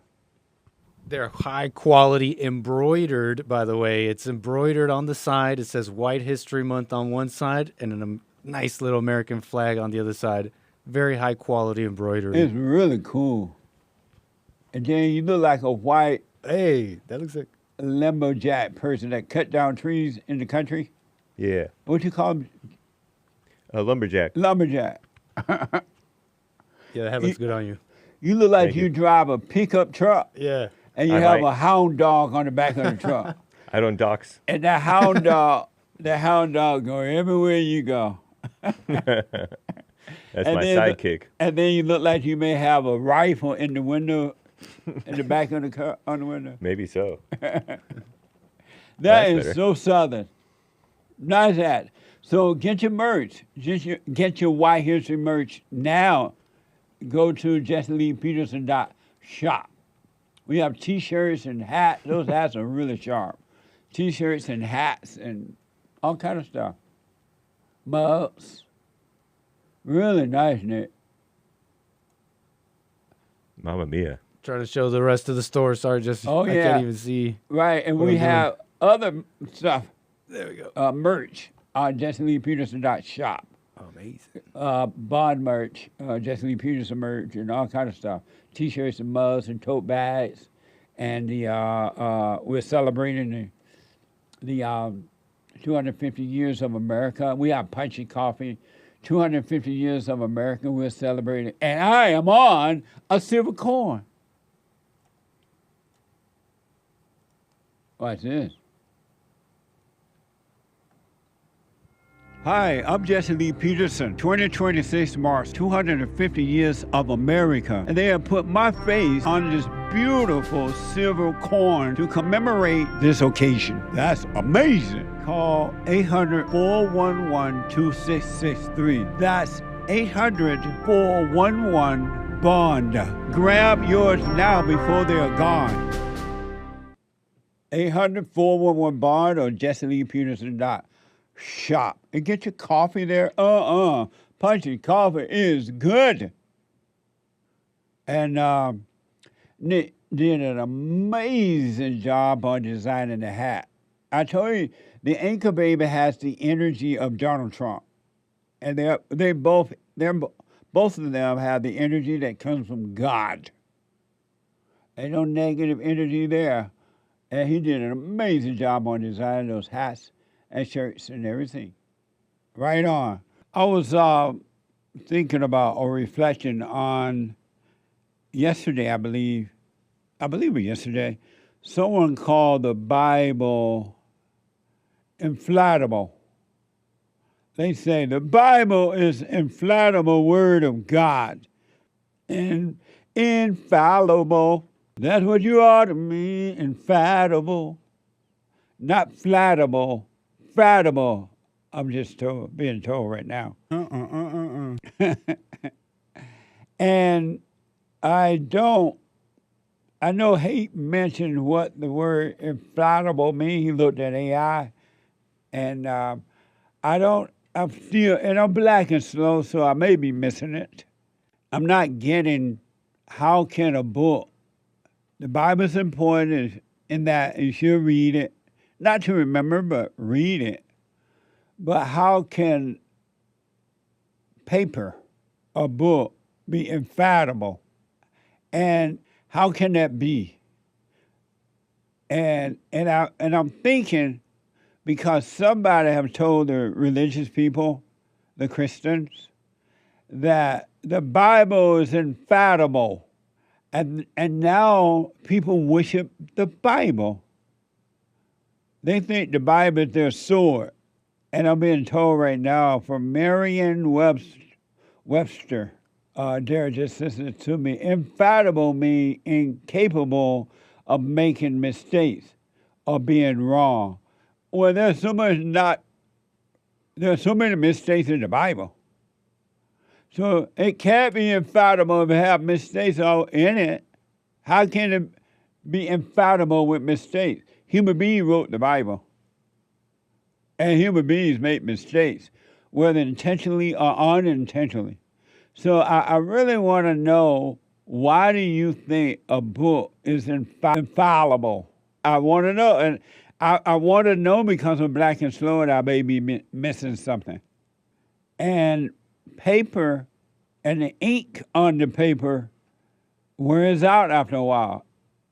It get old, it crumbles, and it disappears. So why are you so willing to believe anything like that, anything that's not true, really? And there are so many people stuck on this idea that Jesus is God because somebody told them that. When will you know for yourself what the truth is? You can know for yourself. I want you to really think about this. People walk around with a book, which is important. The Bible is important. You should read it. But they call it infallible, and they worship a book. And then God said you shall have no other God but him, zero other. And they have made the Bible their God. And I'm not trying to convince you to change your mind, because if you want to have that idea in you and live that way, you have a right to. You have a right to. And Derek, my producer's telling me, Jesus forgave sin. That's God power. Jesus did not forgive sin. It's the Father in Jesus that forgave the sin. Only God can forgive. God forgive as we forgive others. So we forgive. Does that make us God? I understand, though, once you believe something, unless you really, really want to see the truth in it, you're not going to see it. But for those men and women who are working on themselves and discovering the truth within, you'll be fine. Most won't. Most will not. Common sense just ain't common sense anymore in this here old world. Amazing. Speaking of covetousness, and to men who try to satisfy women, or you make them your God, and you can never satisfy a woman. You can't satisfy anyone. That's up to the individual, the adult themselves. I want you to hear how this female says that she has a husband. This is from Tracy XO on YouTube. And they were having this conversation, a panel discussion. And a female stood up in the audience, according to this report, and asked whether it is worth staying with a man who is a good provider. Is it worth staying with a man who is a good provider, paying all the bills, taking care of the children? Watch this. What's your name? What's your question? Hey, my name is Roberta. My question is a man who is willing to take care of you, the kids, and the household, but has no ambition worth staying with? What you mean don't have? Hold on, wait a minute. When you say take care of, what do you mean? Like, he pays all the bills, he take care of the kids, he step in. How he do that with no ambition? because It sounds like the ambition don't look like you want it to. I want to like be a homeowner one day. I want property. I want, no, he got money. You got money. But I want more. You know what? He's complacent. Okay. Yeah. Amazing, huh? Never, ever, ever, ever try to satisfy your God, the female. It won't happen. Amazing, huh? Remind me of Eve, jealous of Adam and wanted more. Here is the response from the male panel. Watch this. And we gonna first give attention, and I'm gonna validate your feelings before I move forward. It's not about whether or not a man can take care of the bills or whatever the case may be. You desire a man that achieves, that wants more, that goes afterwards. And I'm gonna just say this one thing before we go further. Be careful what you ask for. There are so many women that want a man that has ambition until you find out that ambition and quest for it is bigger than his affinity to you, and that you will come second place to that man's ambition. So before we get into your question, I just want you to know that you find a man with ambition, you better be prepared to deal with it. I don't know what that means. The man is taking care of his family according to her. The woman, the female. What does it mean? That if he becomes this ambitious person she wants, he won't have time for her. She might not like it, actually. Oh, I see. Regret it.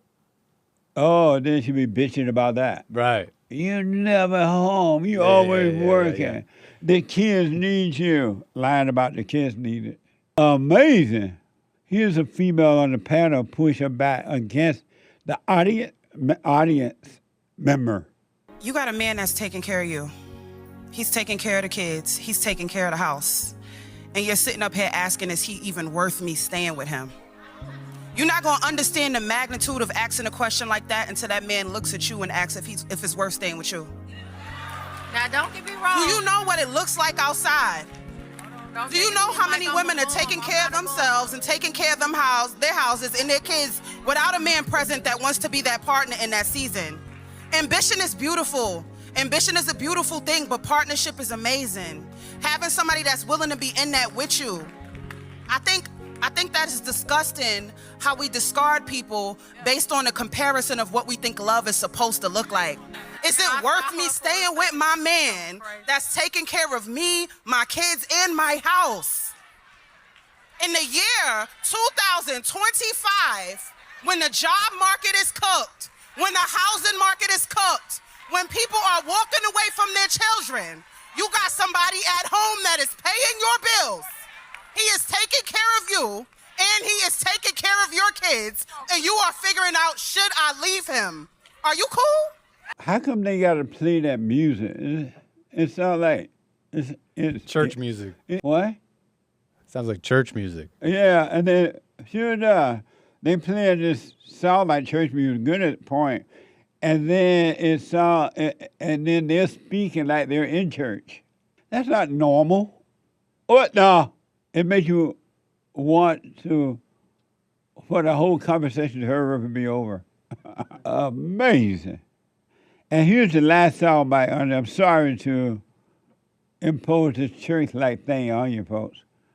I had not heard any of this before now. Otherwise, I don't know if I would have played it. The audience member says she make more money than her husband. Okay, go ahead. I make my own money. I make more than him. Ooh. Right? So I'm not saying I'm some bum that can't take care of my kids, can't take care of the household, nothing like that. He's a good man. But I feel like if he lock in with me, we could be so much greater. Can I ask one? But he won't lock in with me, and that's the problem. So you're the man of the relationship. No, I'm not. I'm not the man in the relationship. Hold on. Time out. I submit to him. Y'all calm down. Hold on, everybody. Hold on, look to your left and right. I see our potential together. Okay. That's the thing. I see what we could be. I see our potential together. I got you. But he cool with where we at right now with some like regular stuff. So let me. respond. You want me to respond to regular degular? No, what she's the whole thing. I don't even know What's wrong with regular degular? I wonder what the husband gonna, or what did he think about it if he heard this conversation? To be honest, the only thing I'm thinking of as a response, because it's like the obvious stuff is like, well, okay, well, you just want too much, blah, blah, blah. But I think for me, it's just like this idea of ambition. It's just they think it's good. They have this assumption that ambition is just good. We don't have because you're lazy. You're not doing enough. But I don't think ambition is good. Like, for example, Trump, I don't see him as an ambitious person. Right. Ambition is closer to greed and avarice. So This female is on an ego trip. Vanity, like never before, and she's on an ego trip. Now she's bragging, I make more money than him.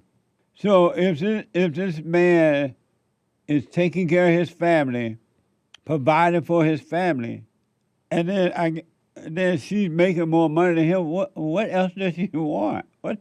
What a mess! She's vain. That's vanity standing there and talking. That's pride. She's bragging. It's all vain. It's all vanity. She's getting attention from the audience. She's getting thrills from carrying on like that. That's all that is. That's vanity. That man should, this whole thing is true, if it's true, that man should take, after hearing that, take his children and leave her. When she get home, he should be gone. Or since she's not happy with where they live, he should put her out. You vain little heifer. Go get your own place in. I'll keep my children here. We love where we live. What a mess.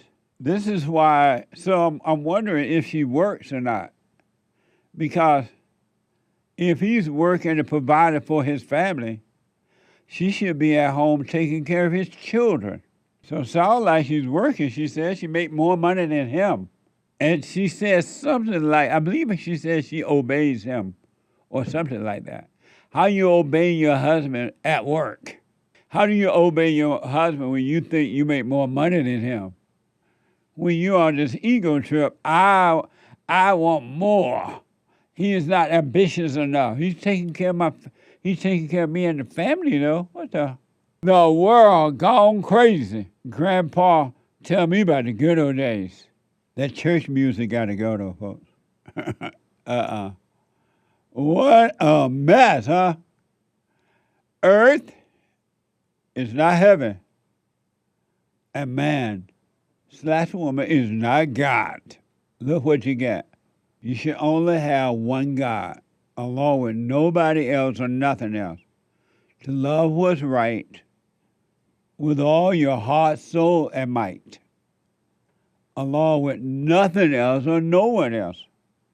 You should only have one God. That's the only way the law is going to work for you. It's not going to work for you if you do it any differently. If you love anybody, or even your own children. Look how many children are being taken away from them by the mothers. And the men trip out. They take it hard. And they'll do anything to be with the children. Because you made them your God. You should only have one God. Because any other God will control. Small g, but it will control you. Why is it that our government here in California, was pretty much Democrat, why do they care more about the illegals and all this stuff than they do the legal citizens themselves? Why is that? It's their ideology, and that's the only explanation. And you see it. It wasn't California, but it's a really good example of what we're talking about. Right. Just now with Tim Walz in Minnesota, where you had this evil child rapist, child sex offender, who was here illegally and eventually deported. Finally, it was the Trump administration. Marco Rubio acted, and Tim Walz then pardoned him to try and keep him in the country. And you just think, what's wrong with you? Really, what's wrong with you? And trying to make excuses. Yesterday, Tim Walz was out saying, well, we shouldn't judge people on their, when they have a bad day. What? This is like, I don't know what's got into them. And what it shows you is that in their own moral hierarchy. There's nothing higher than an illegal immigrant. Yeah. Truly. Yeah. It beats anything else. And so my question is, how many of you are sad? How many of you get a sense of depression? You feel doom and gloom at times. How many of you feel like there's no future for you? You feel emotions about the future. Will I have a good future or a bad future? How many of you, how many stabs have you had just this morning? I know it's other parts of the world is already another day, but even in your morning, so today is Friday in my country, but in other countries that listen, it is already Saturday. And so you've gone to bed, you're waking up. How many stabs of emotions you've had already? Of worry, of jealousy, the stab of anger, all the emotions, the stab of resentment, the emotion of thrill, emotions and thrill of revenge, gossipy. How many have you had already? When you open your eyes this morning, you were to bed kind of thinking things were fine, even though you were still having stabs about what happened during the day or the day before.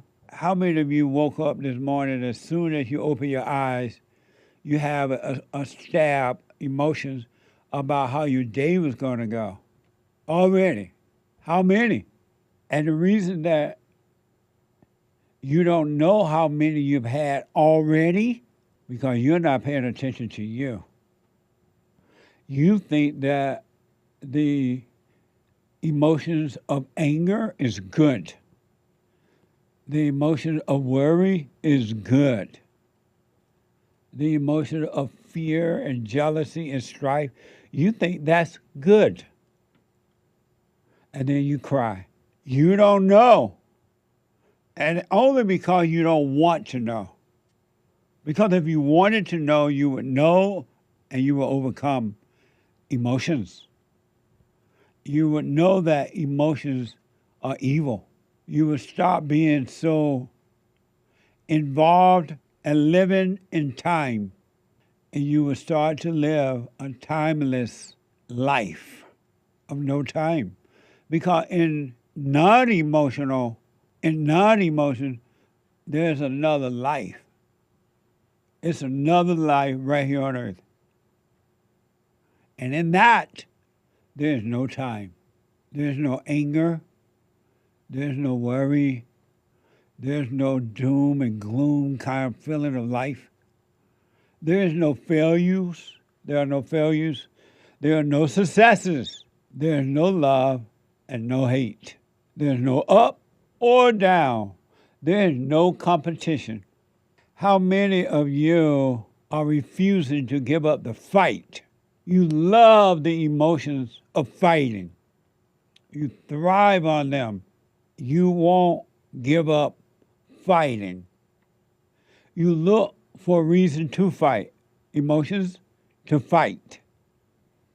And then you cry. You have the life that you want, and it's not working. You have the life you want, and it's misery, because that's what you want. Really. This is why you can't help people.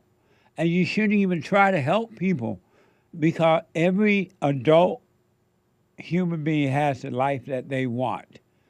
If you're emotional, that's what you want to be. If you're angry / resentful, that's the life that you want. And not one human being on the planet has a right to criticize that life or try to take it away from you or try to help you. Even the spirit of the law won't even help you, because you got what you want. You love your emotional, miserable life. You love to fight. I tell people all the time, lay your weapon down. Lay your weapon down.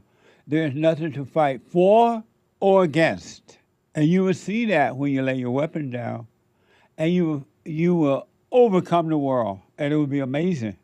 There is another world inside of this physical, emotional world, social world. Inside of this social world, physical, social world, there's another world. And you don't even know it. And most people don't even want to know. Some men and women around the world want to know, and they're getting a glimpse of this other world inside of this physical, social world. Isn't that amazing? I watch the news once in a while, and all they ever do on both sides, liberals and conservative news, all they do is bitch about one another. That's all they do. Both sides bitching about how wrong the other side is. And the bitching side think that their side is real and better. Being a conservative doesn't make you better. It just gives you more of an ego. And being a liberal, Democrat or Republican doesn't make you better than the other side. Have you ever noticed the thrill hate that both sides had? They'll read off the news report and then they'll bitch about it. Wait, who? Well, don't answer that. No, I'm talking about on the news, like... Not hake news. No. Hake news, never B words. That's right. But I'm looking at... Yeah, I have noticed that totally. I look at the conservative news, and they report about the liberal news. Indeed. And the liberal news report about the conservative news. Yep. They all saying the same thing and bitching about it and condemning each other. Like they're right. I'm like, what the? It's boring at times to see that too. And so I try to skip over the bitching part of it. When I saw a report this recently where conservative news were bitching about the teachers' union. And so they reported where the teachers' union is supporting the Democrat Party. The teachers' union, this and that. And so they'll report the news, and once the soundbite goes off, they start bitching about it. I can't believe what the teachers do. I can't believe the teachers doing that. They need to be in the classroom. They need to be doing this and doing that. And they're bitching. I'm like, don't you see you're no better than the bitch that you're bitching about? Do you see that? Am I? Yes. You see it? Yeah. It's boring, too. It is. It really is. It's just two sides bitching. Amazing. Let me go to Gerome. Out of Gerome. Hi, Gerome. Out of Gerome. What that mean? Oh, Gerome out of New Jersey. He made an error, typo error. Gerome, happy White History Month. You're on the air. How are you, Jesse? All is well, Gerome. Happy White History Month. Okay. So I was calling about okay. The Nolan Wells thing. You're not going to wish me Happy White History Month? No. You're not? Why not? We had this conversation, me and you, last year during White History Month. Last year? No such thing. Yeah, well, there's no such thing as White History Month. Yes, it is. This is 9th year of it. Yeah, but it's not real. It is real. Is Black History Month real? Well, I'm talking about White History Month. It's not real. Is Black History Month real? Why are you bringing up Black History Month when we talking about this? Because I want to know if you think that's real. It is, because that's it's federally recognized. So how can that be real, but White History Month can't be real? What the? There are no two ways connected, Jesse. Amazing. Well, whatever. Happy White History anyway. Go ahead. Yeah, so I was, speaking of blacks and all that good stuff, I was calling about the Nolan Wells situation with the missing boy. The what now? The Nolan Wells. Who is that? The black boy that went missing in Mississippi with the white kids. And, okay. Benjamin Crump. I got you. Yeah, him.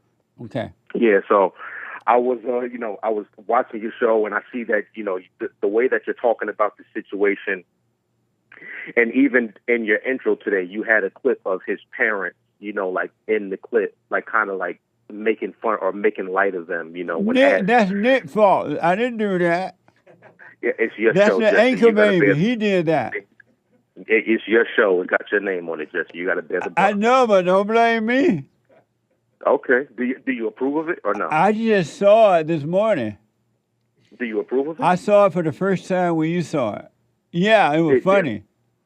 Exactly. Right. So exactly, terrible, just terrible. How that? What do you mean that's terrible? Well, I'm getting to it now, Jesse. Okay. So you talking about these people, and these people just lost a child, and you're talking about them in this way, and I want to know, like, what makes you speak about this situation like that when these people, they just had a very traumatic incident happen? Like, how can you even speak about them like that? I don't understand that question. What do you mean? Well, first of all, you're making light of this situation. You just said the clip was funny, which is a terrible thing. You didn't think it was funny? You think it's funny for somebody to lose a child? No, I'm talking about the clip itself. Was that funny? But they lost a child. That's the only reason they're in the news right now. That's the only reason that you posted the clip. They lost their son. There's nothing funny about that in any world. But how should I be speaking about it? How am I not? When I mention it or talk about it, what am I doing wrong in speaking about it? Well, first, why is it that anytime something happens to a white person by a black person, you automatically go to race? Oh, white people, y'all are under attack in this country, and but no, I'm asking you, how am I? You skipping to something? You're jumping to something else. Is this time to stop? I need that clock. I can't. At least the clock let me know I'm close to it. Gerome, can you hold for me, Gerome? Sure. Yeah, let me take I think I'm at a break right now. Hold on, Gerome. 2 more hours ago, the hate news, not the fake news, is coming. I'll be right back for Open Live Friday. Let me go to Alice, a first-time caller out of Australia, heard around the world. Alice, you are on the air. Hi, Jesse. How are you? All is well. Happy White History Month, Alice. Happy White History Month, Jesse. Thank you. Amazing. Can we get the song? I'm sorry? I love the White History Month song. White History Month. We're gonna celebrate with my friends. Amazing. Go ahead. It's amazing. I'm good. How are you? Amazing. Great. Well, I was calling in with my question today was there's a movie on, I'm up late at night. I've got a new baby in Melbourne. You got a new baby? Yeah, I got a new baby. How new is the baby? 5 weeks old. Right on. Congratulations. Is this your first? It's my first baby, yes. A boy or a girl? It's a girl. She's a girl. Beta dad. He's going to be so sad if I tell him that. But he sings to my daughter, though, if she crying, she lying. Whenever she crying. Oh, amazing. Yeah. Well, they've got a movie on. I'm not going to say what it's called or anything like that tonight. And it's like one of those old tropes where it's like a black family. It's set in the 1950s, and the black family moves into the white neighborhood, and all the white people are shocked and horrified that a black family has moved in. And I just wanted to know, because I want you to tell me about the good old days, if that was true in the 1950s. Was it really that big of a deal for white people to see black people in their neighborhoods? It just feels like such a Hollywood trope. It is. It is. Now, what did happen is that when the so-called civil rights movement, all that started to happen, white people felt imposed upon. They were forced to accept other black people in their neighborhoods, in their businesses, and things like that. And anytime you force someone, anytime someone forces themselves on you into your life, you're going to rebel. You're going to fight against it. Had not that crazy civil rights movement happened and the government forced white people to let the blacks come in, it would have been different. They would have eventually all, for the most part, not all, but most would have come together without fighting against it. But it was wrong the way that it happened. You can't force someone to love you. You have to. God doesn't even force you to love Him. He tells you that if you do love me, you're going to have an amazing life, but He doesn't force it. And they forced the blacks on the white people, and the blacks that were participating in that got a thrill from imposing upon white people. So the battle was more about that than anything. It's not that the white people didn't want the blacks to just live with them, but it was imposed upon them. It was forced. But when they make these movies and things, they dramatize it and they make it one-sided so that they can get the thrill from it. They want you mad. They want you divided so that they can use you for personal gain. Yeah. It definitely seems like that to me because it just feels like in human nature, like I can't imagine that things these days are sort of like the way that humans are towards each other. Nobody cares, you know what I mean, about really what color your skin is if you're living your life and busy. Absolutely. You know what I mean? Yeah, so it just seems to me that, I mean, obviously I hear you talk about it a lot. Jesse, I've been listening to you since 2016. I wanted to call you so many times, but I always know what you would say if I were to call you with my issues. You'd say, "Are you doing the silent prayer?" And you say? And I would say yes, but then you would say every morning and every night, and then I would have to say no. I have had periods of my life where I've been very consistent with it, and it has changed my life. Like, it is amazing.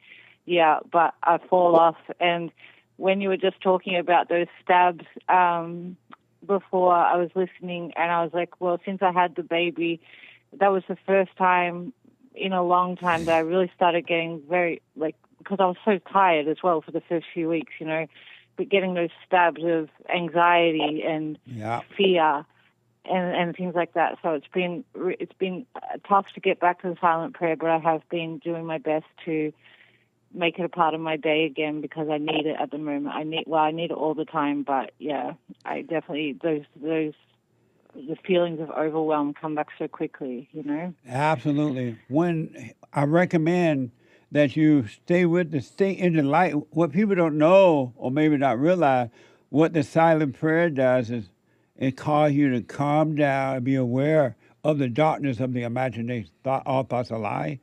But it brings you into the light.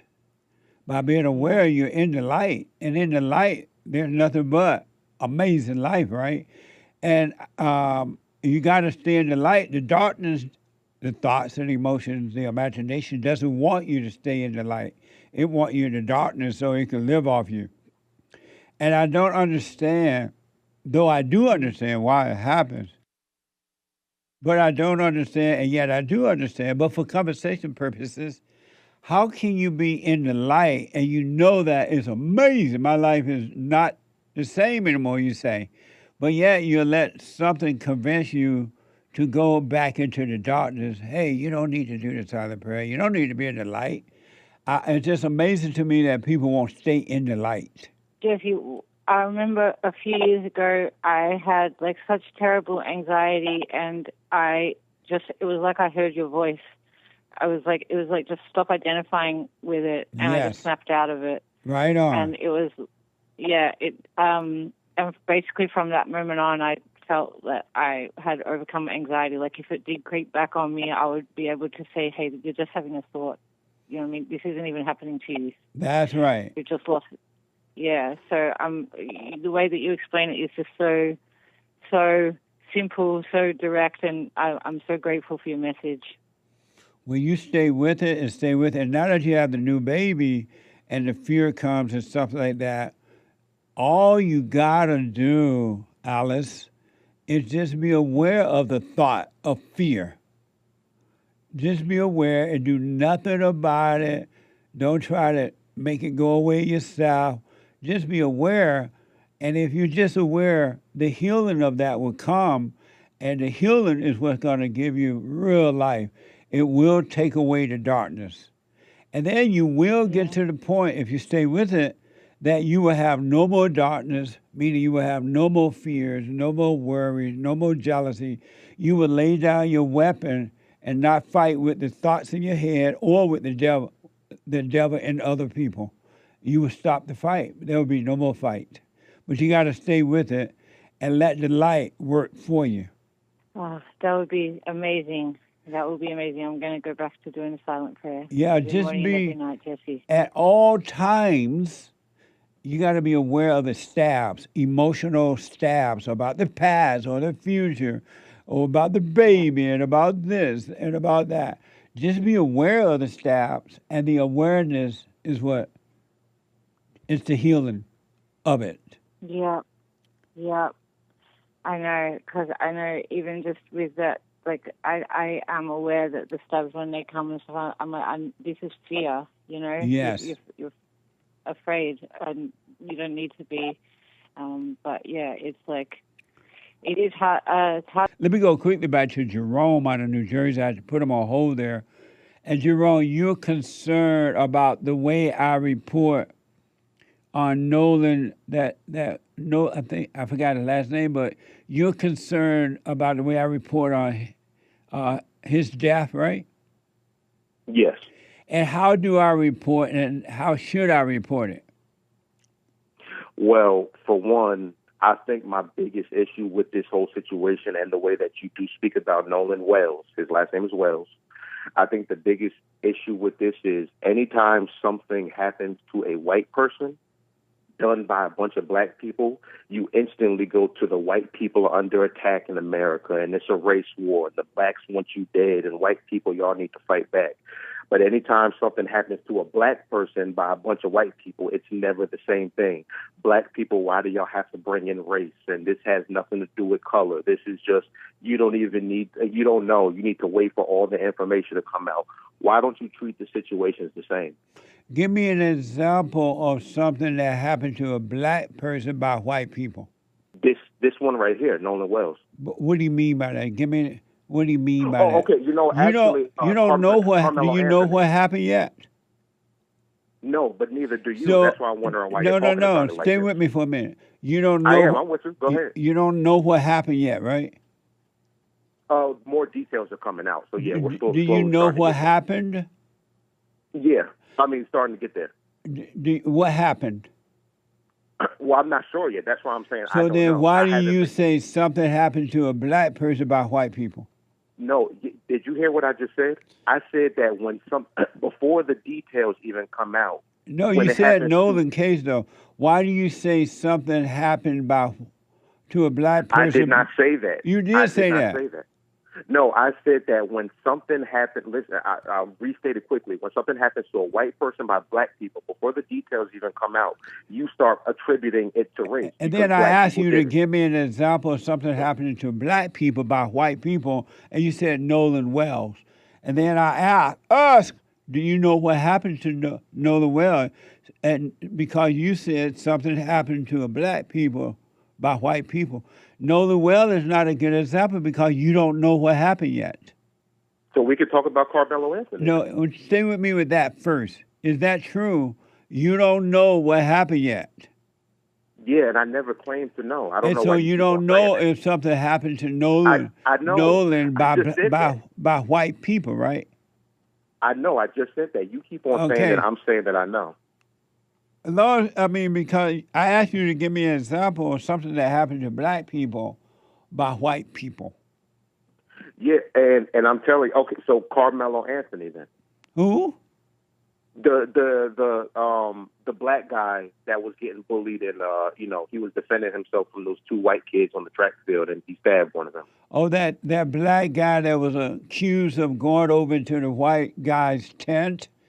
And then, according to a report, they said, you can't be here. And according to a report, he stabbed them with a knife and killed him. You talking about that? Yeah, that's so how? But that black boy was black, and he did that to white. According to a report, he did that to white people. I asked you to give me an example of something that white people are doing to the blacks?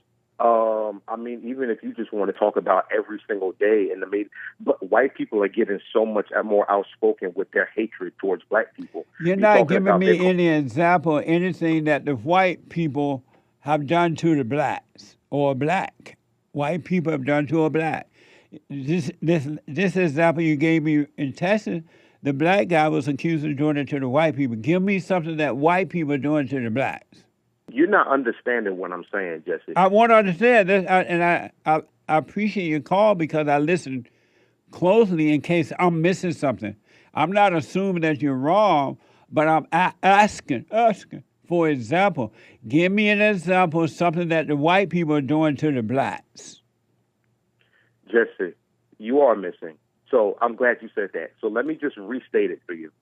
I'm not saying that, I just want you to listen for a second. I'm not saying that the white people did anything to this guy, Nolan Wells. I'm not convicting them for that. I'm saying that why are you talking about this situation and the way that you're speaking about it? Let me restate. What's wrong with the way I'm speaking about it?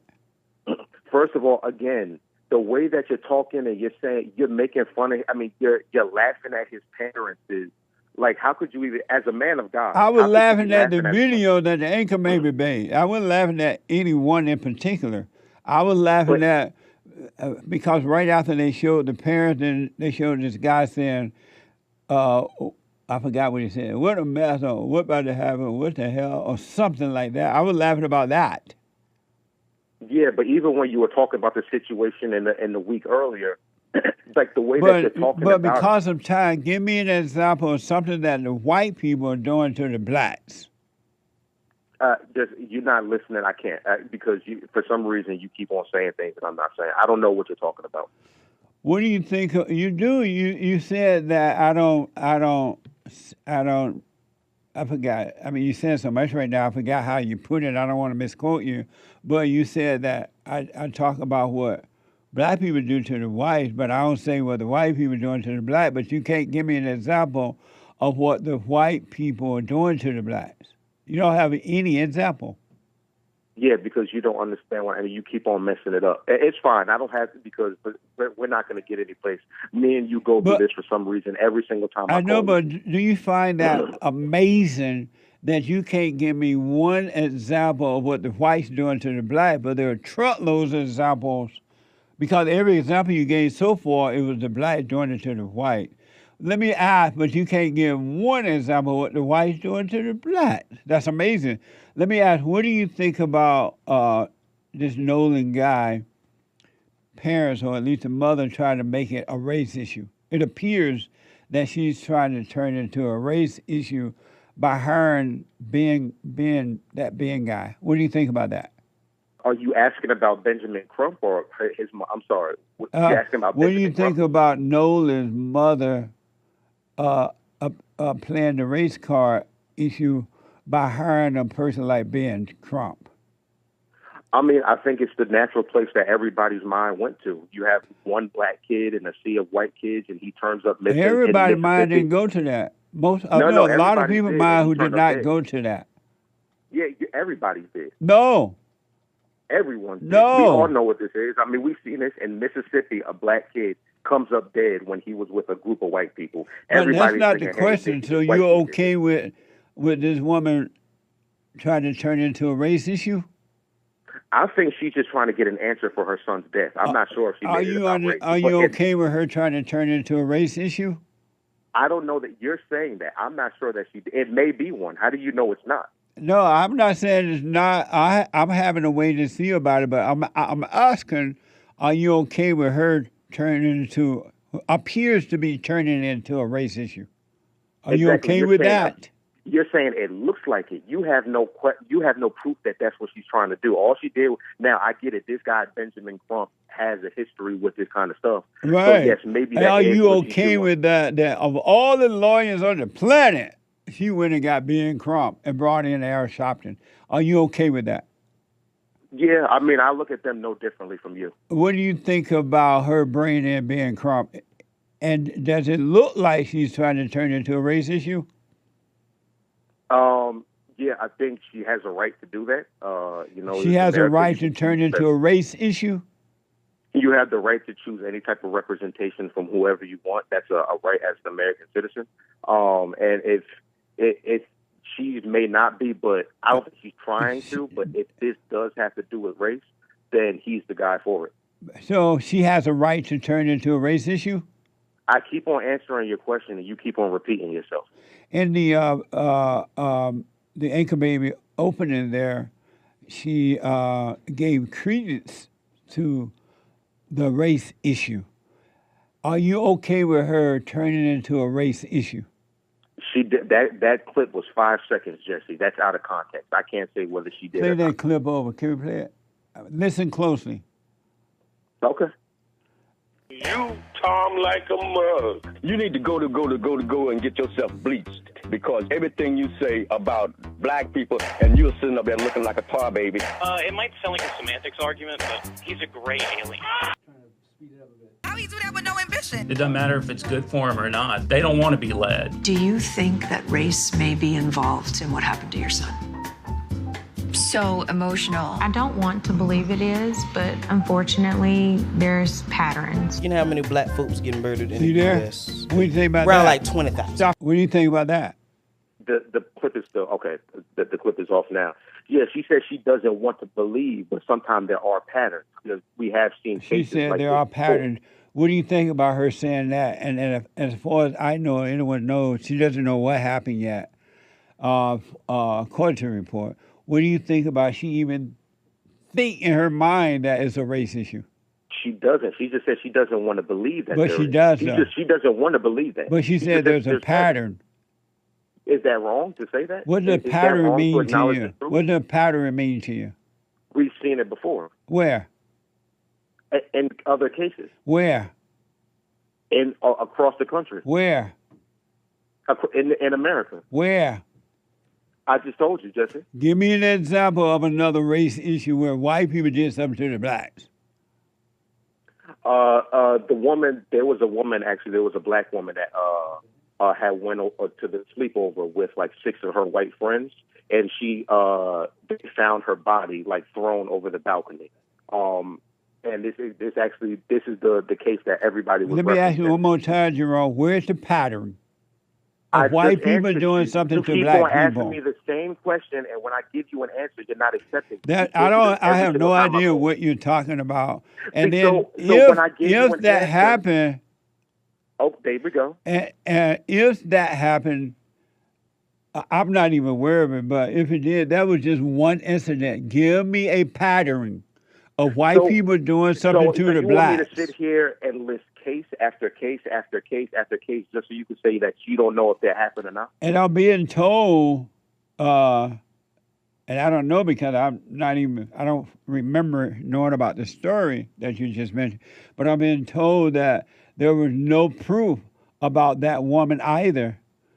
From the incident you just mentioned, there was no proof of that was true.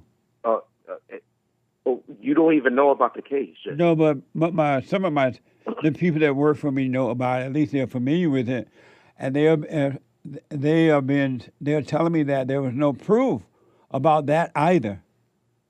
You just taking what somebody told you. Did you even fact check it? That's all you doing.